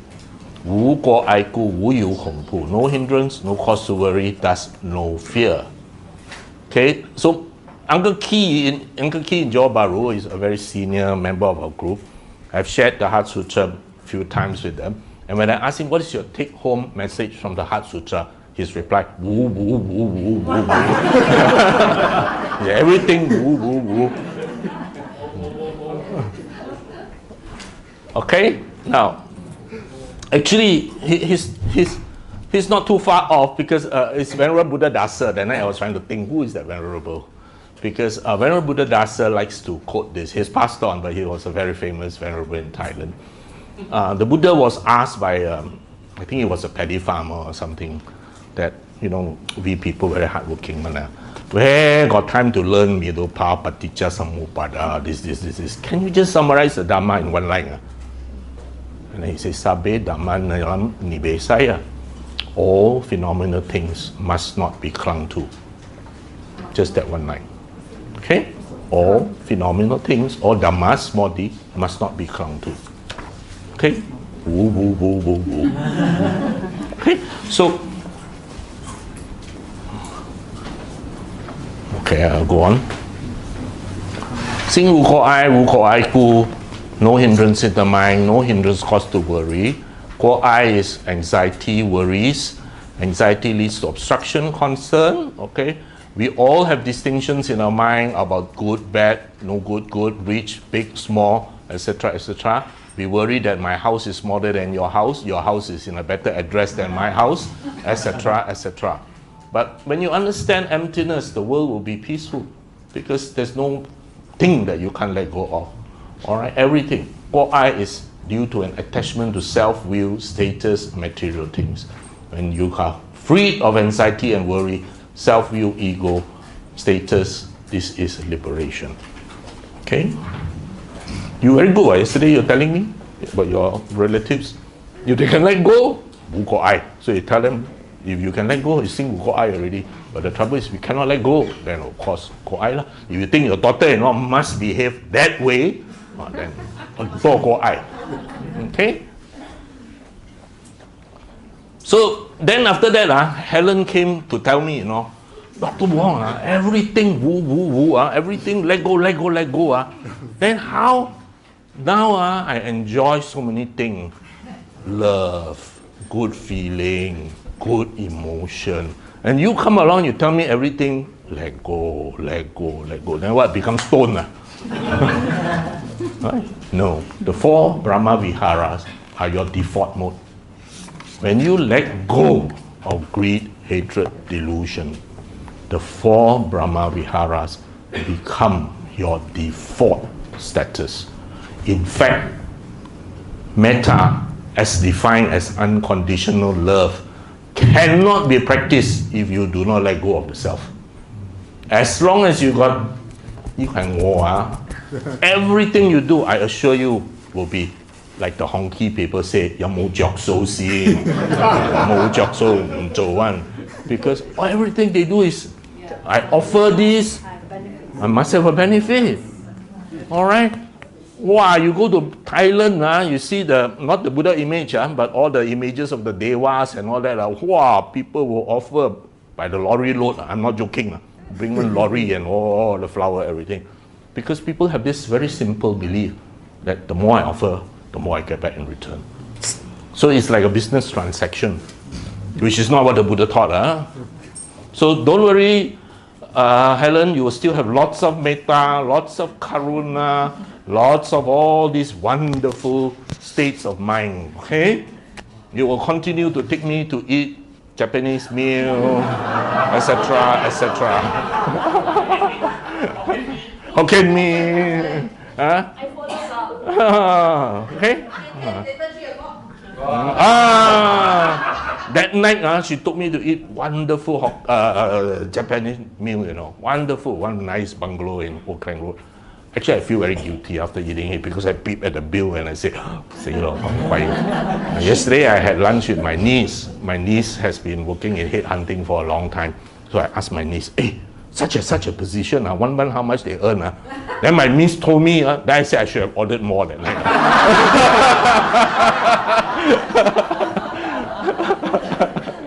No need to feel guilty. All right, so don't worry, you will not be an unfeeling stone because your default mode is the 4 Brahma Viharas. Dr. Wong, briefly, 4 Brahma Vihara again. 4 Brahma, okay, Kostan. 4 Brahma Viharas are the divine dwelling. The word Vihara is like brickfields. We say Buddhist Mahavihara, a place where the monks stay. It's a lodge, a staying place. Okay, Brahma is a very high level type of god lah. Devas, a very high level one. Okay, so these are in English translation divine abodes. Okay, so you have metta, unconditional love, and the Buddha used the example of a mother for her only child. Sharing with Sister Lily yesterday, until my own daughter became a mother herself, she actually will not understand what is maternal love and how much sacrifice everything is done. Only when she become a mother herself, she know, wow, 真係好辛苦咧. And mommy coming home from Perth, and then she said, Mommy, 你唔好返啦. Then you have karuna, compassion. And then you have mudita. Don't know why the Kwailo translates as appreciative joy. But mudita is basically also something that can only truly be practiced when you do not have the perception of self. That means you do well, I am so happy for you. Alright? Here in a company, this will meet KPI sale, say, make sure. Alright, here is, you do well, I'm very happy for you. Alright? Only parents do that, Alright? Let's say Lily's daughter say, Mommy, I want to buy land in Sydney, I want to build another house, but I don't have enough cash. Mommy can loan me 300k Aussie. Mommy say, no problem. If I have the money, of course I'll loan you. Alright? You think beyond your father and your mother, who is going to do that? And last, of course, is upekkha, equanimity. Equanimity is not that, I can't be bothered. It's not. Okay? We do our best, we accept the results, and we be content with it. Alright? A lot of things we can do, but a lot of things are beyond us. Okay? Alright. 远离颠倒梦想，远离颠倒梦想。Our life, we look at permanence, we look at sukha, we look at self. But that is like a 梦想, like a dream, like a mirage. If you 照见, you see very clearly. It is not like that. So they 遠離顛倒 overturn. You always see in the Kali Canon? Overturn. Okay, 遠離顛倒夢想, this dream, this mirage. You are already in Nibbana. Nibbana is not a world somewhere. People think Nibbana is some world somewhere. Nibbana is when your great hatred, ignorance ends. The moment it ends, you are in Nibbana. That's why the Buddha, on the night he became awakened, he was already in Nibbana. But he still had a physical body. So in the Pali Canon, they will tell you, or not even the Pali Canon, in the Theravada tradition, they will tell you that is Nibbana with remainder. Because the physical body is still here. So please don't think that Nibbana is somewhere in Genting Highland or something like that. Nibbana is right here, right now. Awakening results from knowing, seeing, and living in tune with reality. And the Heart Sutra tells you that all Buddhas of the past, present, future live Prajna Paramita and attain perfect awakened enlightenment. Okay, so here I want to ask, how many of you here are involved in Sunday Dharma school? No one? Nobody teaches Dharma school? Okay, never mind. How many of you attended Sunday Dharma school? Okay, got one. Two, okay. Who is the mother of the Buddha?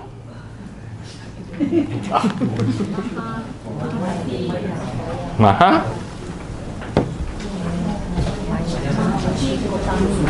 No, that's the stepmom. His mother is Mahamaya. How many of you here agree the mother of the Buddha is Mahamaya? Hands up. 咁少人㗎. The rest don't agree.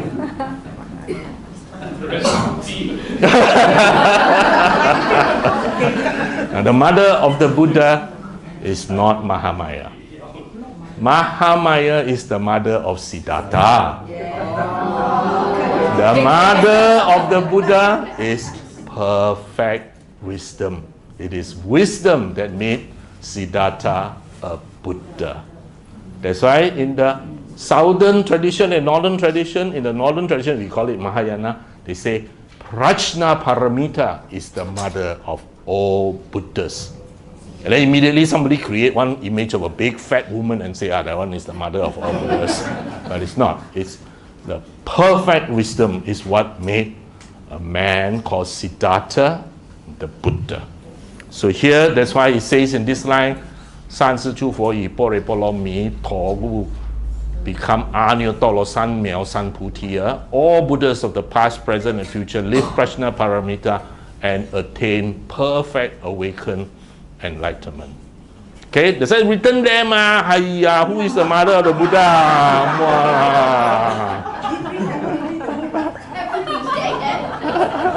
It's written there. Want to go? Spend so much time preparing book and slide. Okay. So I already told you with wisdom, you flow like water. All right. Okay. So. Okay.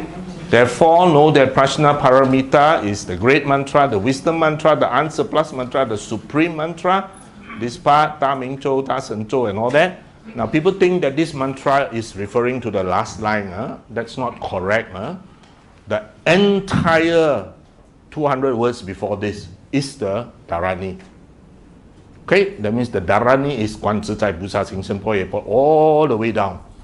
That one last line is just the closing mantra. Why do we know this? We know this quite clearly because Kumarajiva's version, which Xuan Jiang himself used on his way, does not have that last line. That last line of Gate Gate Paragate Parasam Gate Bodhi Swaha is found in another Prajna Paramita text which Xuan Jiang put to the end. Okay? So the whole of the 200 over words before this is what we have to remember. It is the Da Ming Zhou, the great understanding Dharani, to help you understand. Okay? Okay, so I've written all that. 能处一切苦，真是不虚. So, then you come to this last line. Now here I have to put up something very honestly. This last part is not found in any book. A lot of things I teach you, I read or somebody taught me, whatever. But this last part is purely my own insight. It may be completely right, it may be completely wrong. So I have to put a disclaimer there. Okay? But this last part is that last line, Gate Gate, Paragate, Parasam Gate, Bodhi, Swaha. It is very interesting that if you look at the Mandarin chants, they put a Jeti, Jeti, Polo, Jeti, which is completely different from the Sanskrit. But if you look at the Cantonese chant, like those chants by Anita Mui, by who's the other? There are a lot of very famous singers who sang the Cantonese, chanted the Cantonese. And in the Cantonese one, it is Gate, Gate, Paragate, Parasam Gate, Bodhi, Swaha. I have no idea why. Okay? Gate, Gate, Paragate. If you translate this, it is gone, gone, gone beyond, gone altogether beyond enlightenment, congratulations. Okay, swaha is like sadhu. Okay, gate is same root as our Pali sugato, the same root word. Okay, so you chant Idipitso Bhagawa Arahan, then sugato, well gone. It is the same root. So what does this mean? Why is this one line considered the summary of the summary? The Heart Sutra itself is already a summary, but this one line is considered the summary of the summary.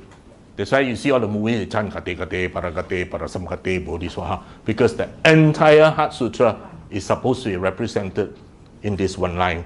So it took me a long time trying to crack my head, trying to understand why, and this is my insight. The first gate, number 1, this one.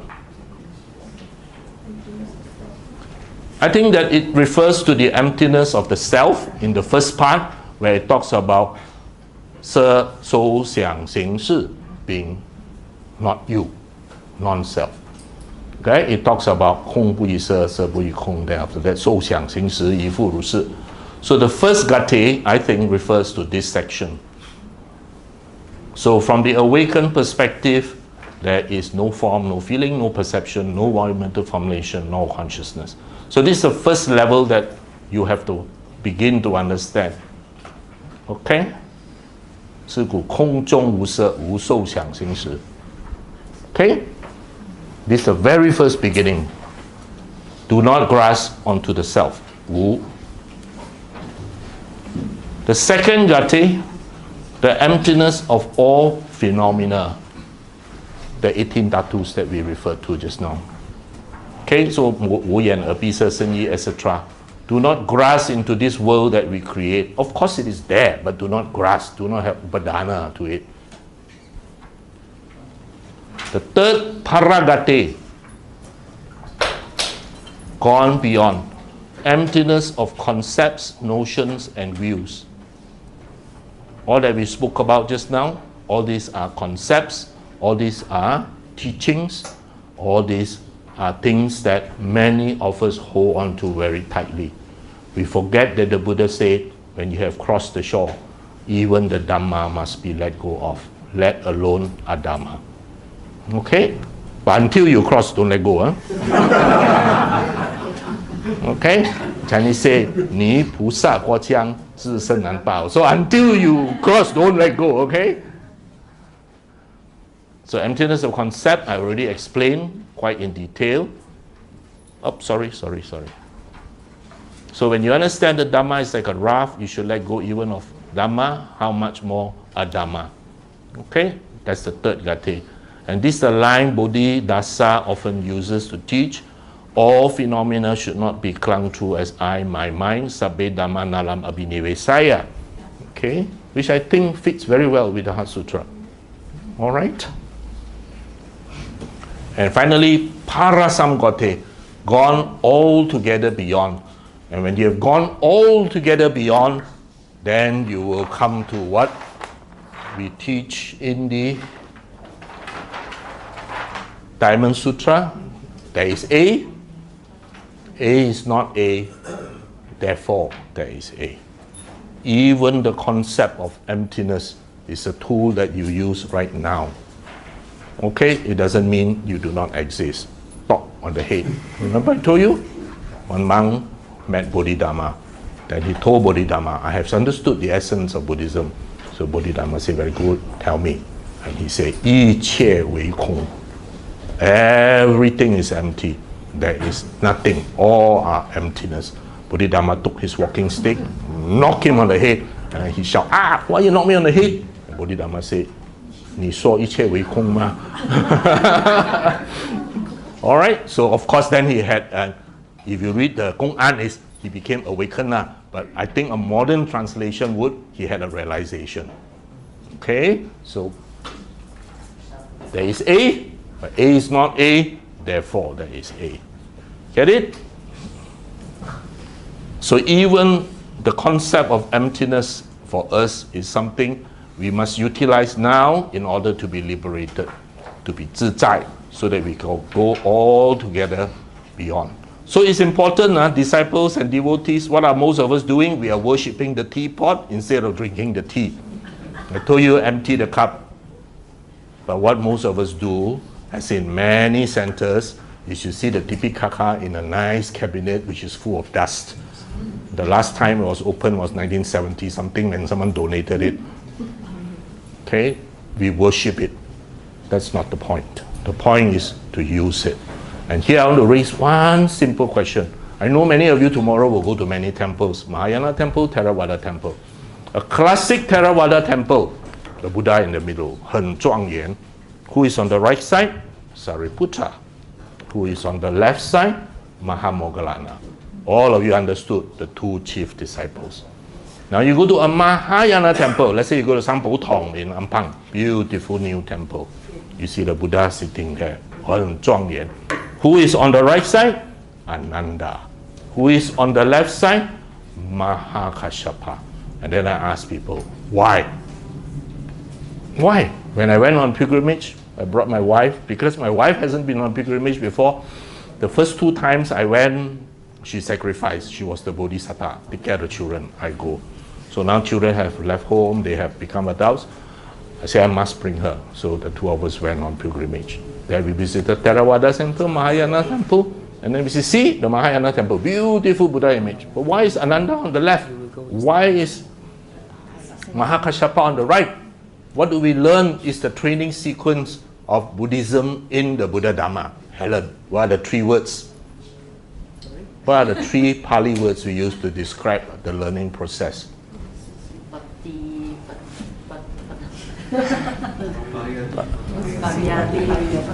Pariyati, Patipati, and Pativeda. Okay, Patipati we all remember. Patipati.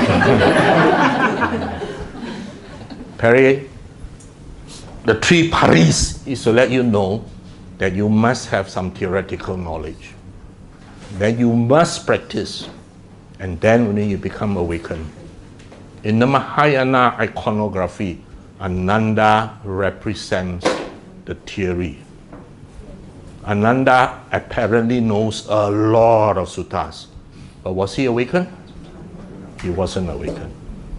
Mahakashyapa apparently knows very little sutta.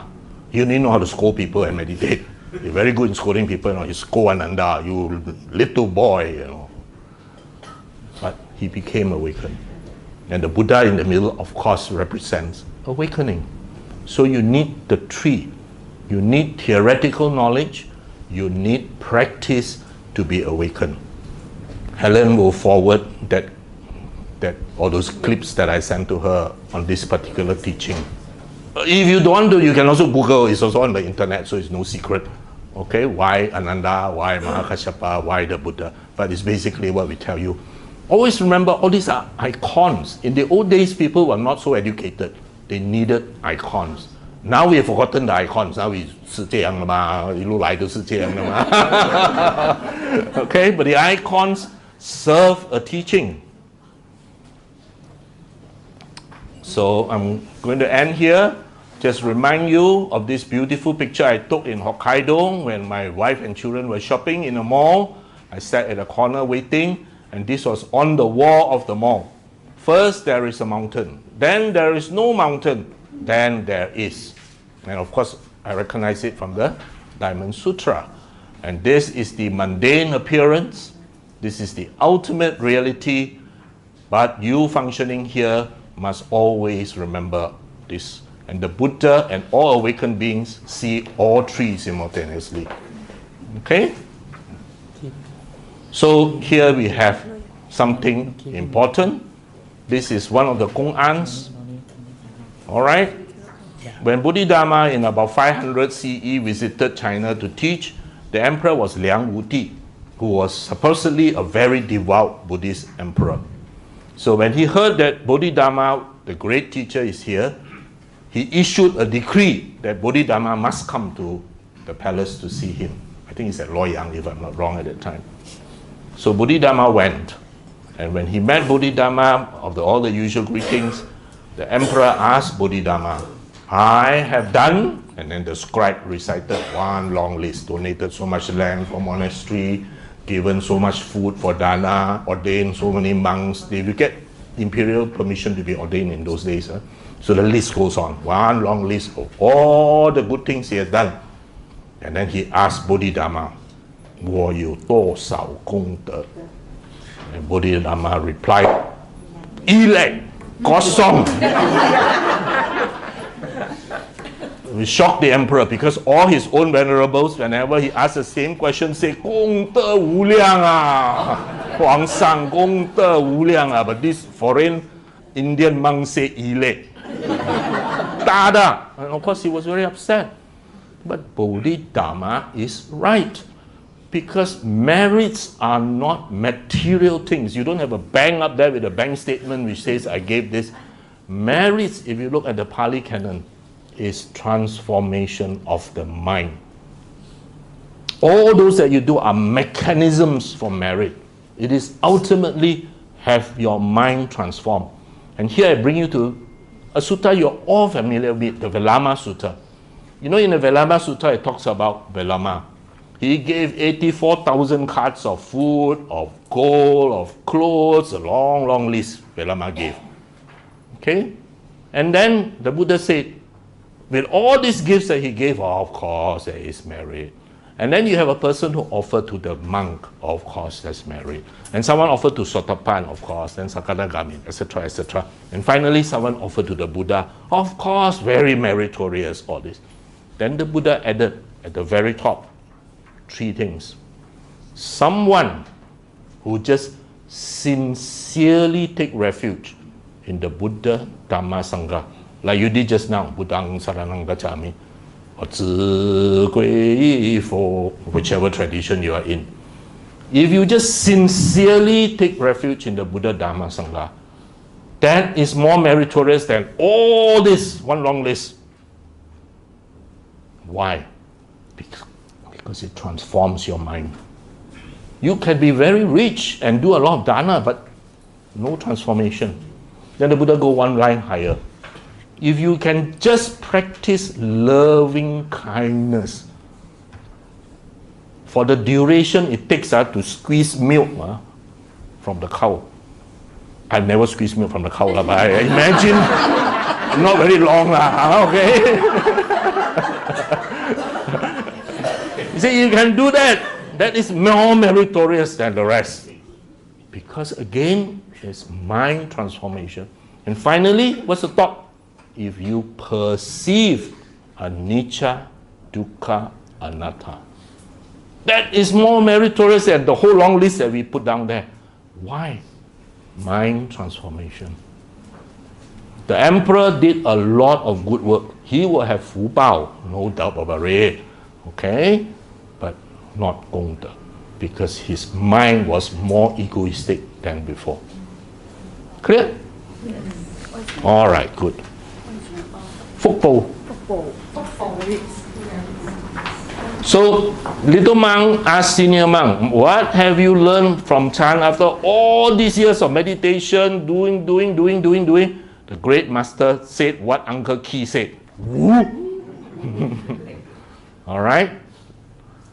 Sabe Dhamma Nalam Abhinivesaya. All phenomena must not be clung to. So now when you go at market, you see the lady holding, you're reminded of a Dhamma lesson.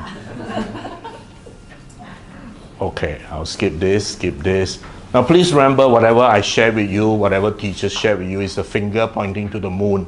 The important thing is the moon, not this. We argue whether this is Theravada teaching, Mahayana teaching, but we forget all the teachings serve one purpose. Okay? Now truth is truth. There's no such thing as Mahayana truth, Theravada truth, whatever. Truth is truth. Don't divide it. Now the scriptures are written a long time ago by monks in the medium of their understanding, and they have their own influence, their own background. So even today, the translations that we read, you read Sujato's translation, you read Bhikkhu Bodhi's translation, also different. Because that is unavoidable. Whatever translation is based on your own personal influence and belief and education. So please, they are all fingers pointing to the moon. Please see the moon. Now, when we went to the Xuanchang's path in China, we had two venerables traveling with us. That was very fortunate. So wherever we go, when we visited these monasteries, because of the two venerables, the local venerables there, when informed that there are two Malaysian venerables, they were very welcoming. And they brought us into the back of the monastery where usually people do not go. So these monks were at the monastery where Xuan Zhang's body was buried. He died outside Xi'an, so this is outside Xi'an. And so they preserved some of the scrolls that were brought back by him. And this is one example of a scroll that Xuan Zhang brought back. This is Xuan Zhang's grave, surrounded by his two chief disciples. And you note it resembles Mahabodhi temple. Okay, they built it to honor him. So is Xuan Zhang's body inside here? No. You masuk dalam is kosong. Because you want to see what's inside, you got to go to Japan. Because during the Japanese invasion in the Second World War, they conquered Xi'an and they looted this. So the monks told us, you want to see what's inside, go to Japan. All right? But the monks had only a few little precious relics left behind, which they showed us. They brought it out and showed us. So that's all that is left from their collection. Okay? So here I want to thank you. The first time I shared the Heart Sutra was in May 2022 in Singapore. Okay, and after that, of course, those days there was no physical book. It was all just PowerPoint slide. Much has been changed since then. And of course, I needed a sister Siu Yin in Singapore who is very good in Wen Yan Wen to help me. If not, I'll be stuck. So the back here are lots of references. Please take time to look through all these references. This is Kumara Jiwa's version. Okay, you're interested, you can look through it. Okay, and these are all the different extant versions now. Notice they're all called Dharanis. And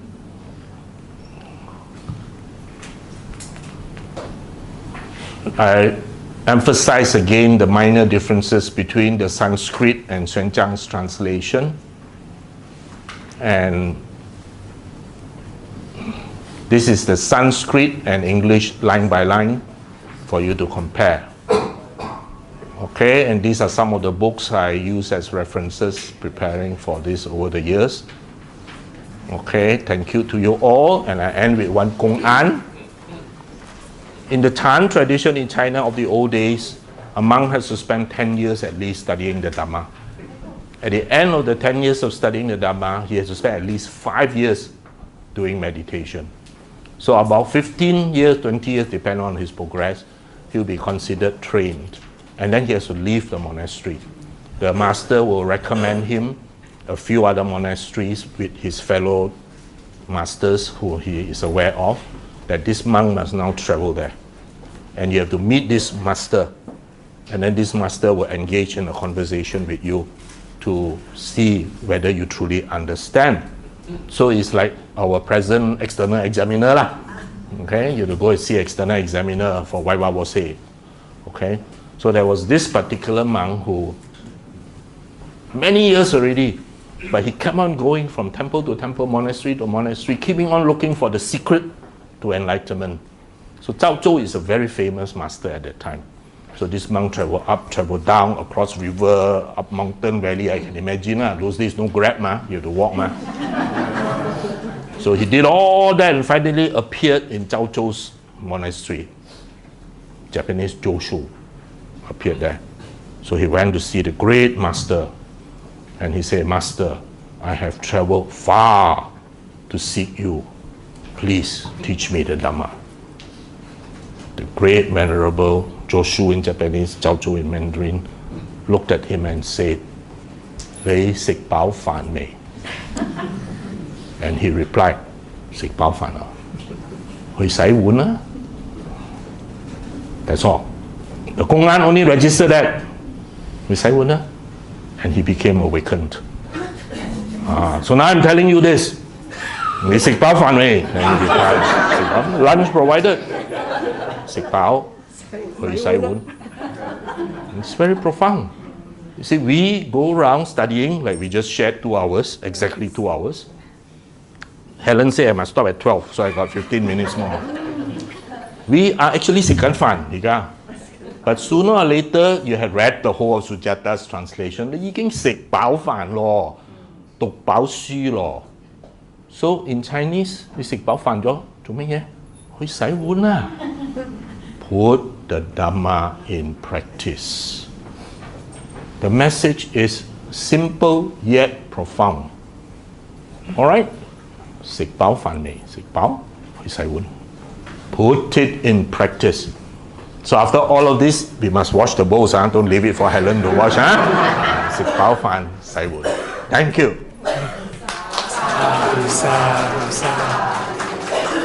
Thank you very much to Dr. Punna for his insightful talk. So right now it is time for Q&A. So before that, right, you might be wondering, why is there a second host here? So basically, Gen I has finished her shift, so it's my shift. Yeah. So right now, before the Q&A session, so I would like to humbly request people to ask questions directly and try to keep it short. Don't give a Dhamma talk. Yeah. So actually before the talk, after the break, so Brother Juntat has approached the organizers directly. That's the perks of asking directly. So he has the advantage of giving the first question. So give me a moment, I'll walking over to you. Glad afternoon, Dd.Punna. I have 2 questions. Question number 1, you did mention about the Chinese translation by Master Xuan Zhang. There is one word that he didn't put in here. Okay, what is the significance of this word here in the whole meaning of Heart Sutra? That's question number 1. And question number 2, I believe the here that you were referring to, I saw behind there is this another translation by Nettier. Is from there, right? Is this Nettier, Jan Nettier, the current Buddhist scholars? So these 2 questions. Thank you.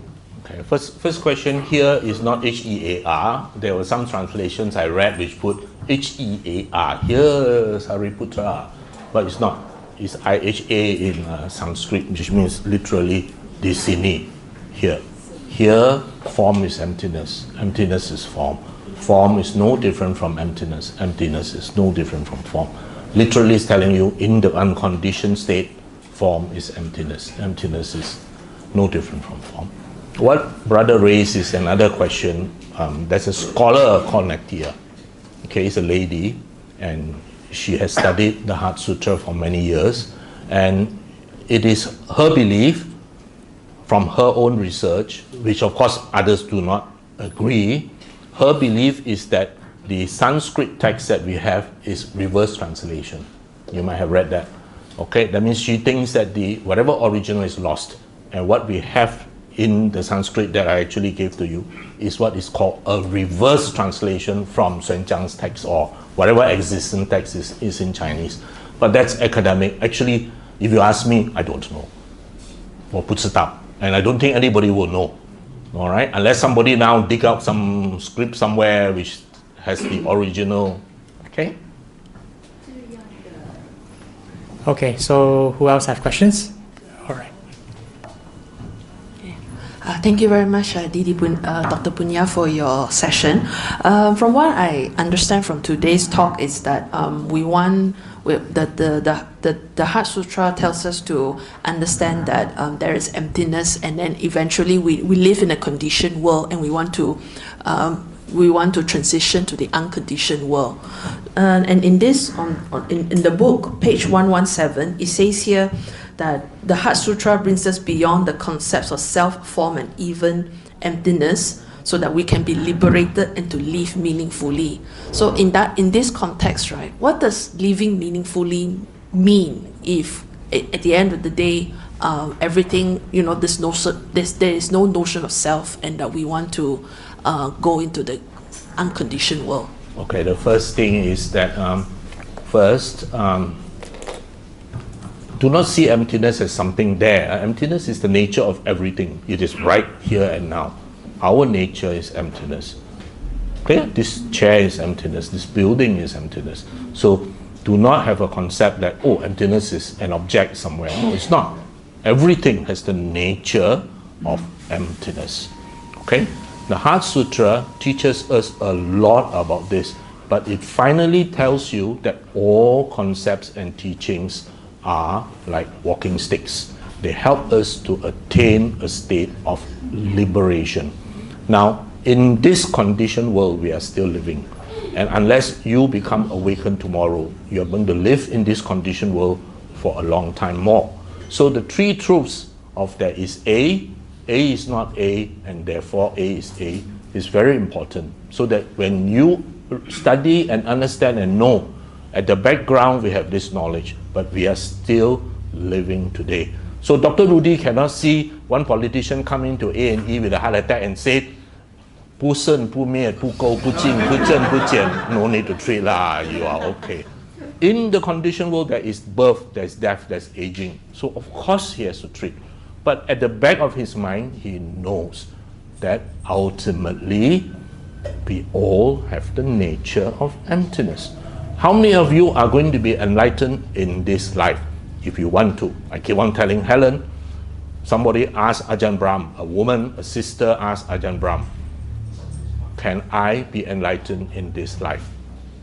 Ajahn Brahm replied, sister, your question is wrong. Your question will be, should be, do I want to be enlightened in this life? And the reality is, the majority of us do not want to be enlightened in this life. Our sensual attachments, the four upadanas, our sensual attachment, our attachment to self is very, very strong. We voice the fact that I want to be enlightened, but inside we do not want to be enlightened. We want to carry on, we want a better life, we want a better future, but we do not want to enlighten because we still haven't grasped home. We still haven't fully grasped that you are just a process that is flowing on. So because of that, Ajahn Brahm was telling sister, you cannot let go of your husband. He said, if you go home today and your husband stick a note on the door which says, I run away with the maid because I think she makes me more happy, and if you really tell me that you want to be awakened in this life, you will say, congratulations, I'm so happy for you. But every woman in the hall said, no, how can I say you? That's what I mean, he said. So until we have reached that state of realization, until you can write in the foreword to your book like Ajahn Brahm, which says, these 5 Kandas who claim to be Ajahn Brahm wrote this book, we need to live in this conditioned world. So like Dr. Rudy, he still needs to resuscitate the politician who comes in with a massive LMS obstruction. That means very bad heart attack. You still have to do it because we are in this conditioned world, but you want to be liberated. So this becomes the syllabus for us. You know the ultimate, you know we are in the conditioned world, okay, therefore there is A, yes, but A is not A, therefore B is A. So the 3 truths are always seen by an awakened being at all times. That's why even the Buddha still used the word I. He still used the word you. Okay, technically there's no I, there's no you, but he still uses it because we are still living in the conditioned world where these concepts are what we use to go on day by day. Okay, sister? Wow, food is here. So we still have some time. Who has some questions? Jim! Who won, yeah? From there. Middle.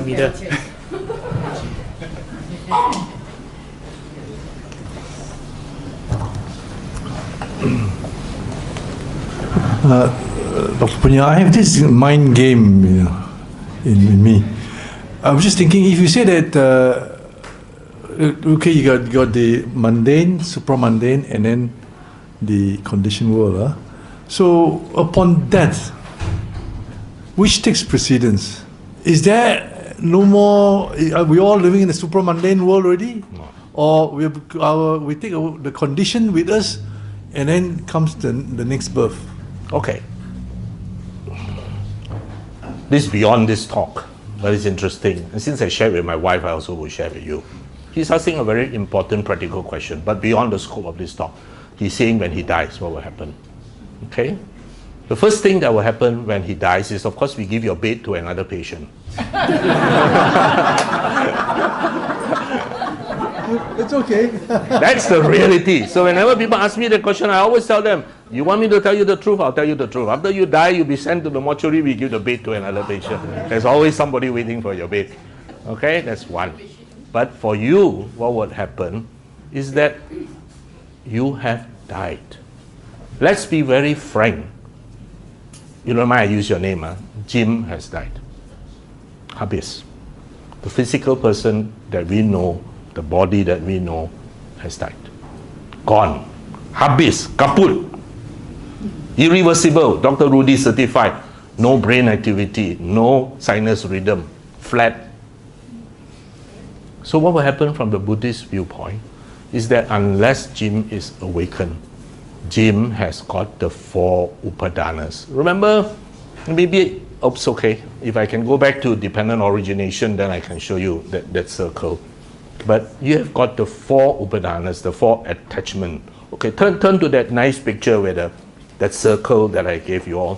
Which page? Okay, which page?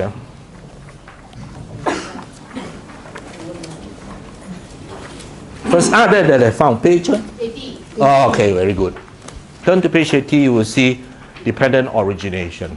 Okay, we will just look at upadanas. Okay, from desire, then you got clinging. Okay, all right. Once we cling, and the Buddha's teaching is very clear. The Buddha only listed 4 upadanas. 1, sensual pleasures. Okay, like Helen said, 咁好嘢食，咁多嘢食， how to let go? Okay, of course there are other sensual pleasures. 2, attachment to a self, which is probably the strongest. We are very attached to the self. And then of course the other 2, maybe a bit difficult to understand, attachment to rites and rituals. You know, the attachment to rites and rituals is also another attachment, you know. Okay, and then of course, finally, what's the 4th upadana? Attachment to wheels. Wow, you'll be shocked, man. Even attachment to wheels is one of the upadanas, you know. Okay, so when you have these attachments, and of course we got a lot of karmic baggage, they will condition a being. B-E-I-N-G. Next one. Becoming. Okay? Now becoming, Ajahn Brahmali say is a bad translation. But we are stuck because all the classic translation use becoming. Okay? Ajahn Brahmali says Bhava means B-E-I-N-G, being. Okay? But as you know, to change are almost impossible. Once it's in common consciousness. Okay? So never mind, we look at it. Being, that means with the upadanas, there now will arise a being. Based on your karma, based on your condition, based on your upadana, you will have a being that will lead to jati, a birth. That's why the next one is birth. Correct? So, in short, this is what happens when a person dies. We will go through this process of having our attachment and our karma condition another birth. Not the rebirth of Jim in the true sense of the word, because Jim has died. But the Jim's karma, Jim's acts, good, bad, etc., neutral, etc., Jim's upadanas, they will condition the consciousness to have another birth. Clear? So whether that birth is in a good state, not so good state, etc., etc., is based on a lot of our karma and our attachment. Clear? Okay, Jim? Okay. Thank you. Okay. Sik Fan Mei.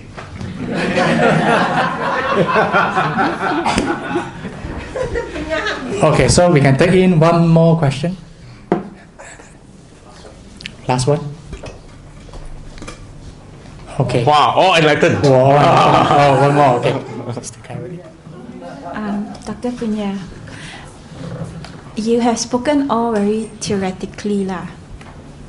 Application part, how to apply the Heart Sutra to our daily lives. Okay. Especially getting to just now the super mundane, then the next step there is a mountain. Oh, there's a mountain is what?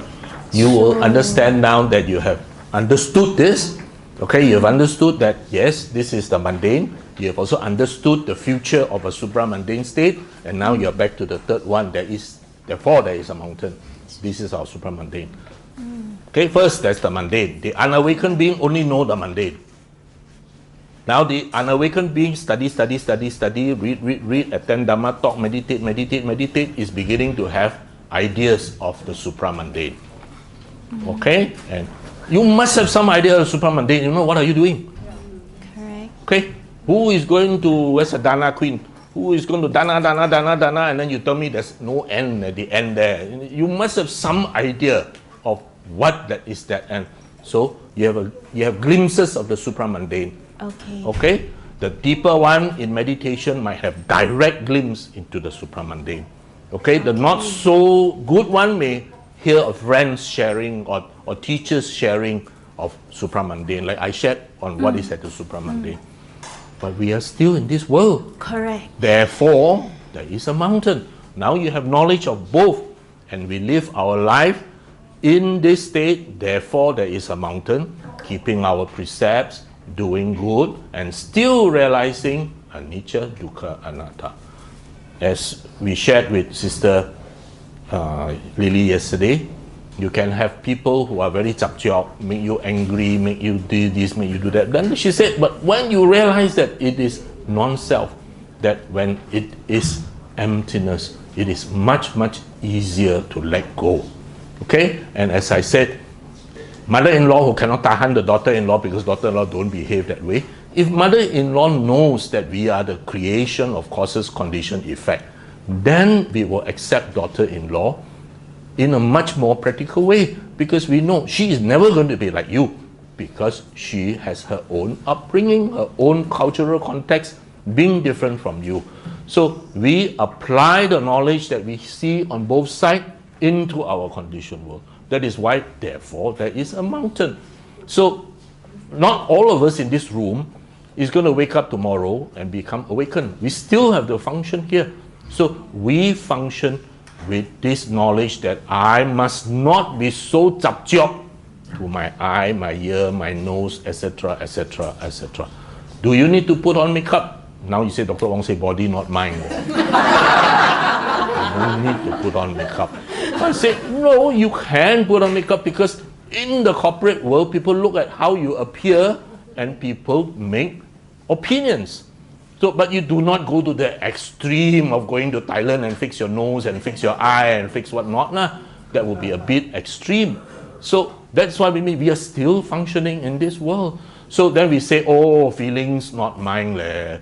Say, Lord, one that you lie away, one I can't be bothered, the feelings not mine. But not everyone is able to do that, you know. Alright? Not everyone can do that. Many of us still hold on to our feelings. But at the back, you understand, yeah, Dr. Wong said, Heart Sutra said, we have to let go of our feelings, because feelings is anicca. Feelings change. It's true, feelings change. But a lot of us hold on to it and refuse to let go. I can point out a few people here and ask them to give examples, but I don't want to embarrass them. Okay, but they have actually shared with me, there are some feelings which is very difficult for them to let go, even from young, etc., etc., either parents, brothers, sister, whatever. But you know, when you study Buddhism, all right, that this is the result of causes, condition, effect. This is all empty. It will change. One day it will change for the better, maybe, who knows, because even bad can change to good. Similarly, good can change to bad. So how do I apply this knowledge? Okay, this database is at the back of my mind. Everything that I see, everything that I interact, I will apply this to my mind. Okay, Helen, she said when you go to work, when she goes to work, of course she meet people who are very good. You also meet people who are not so good. And then you get angry with the people who are not so good. You get very happy with the people who are good. So my usual explanation is, we live in nature. We live in a conditioned world. So today, no monsoon. But monsoon season, we go out, it rains. Okay? Do you get angry with the rain when it rains?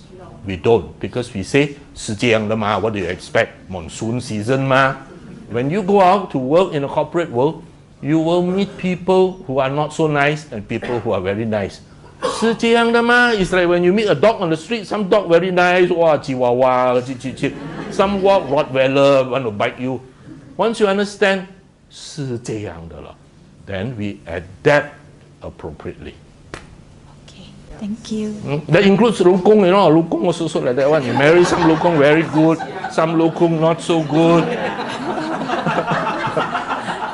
The other night I already shared, the first night you have say you got no dukkha, I say go get married.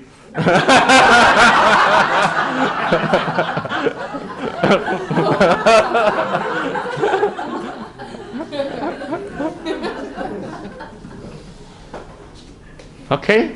All right, thank you.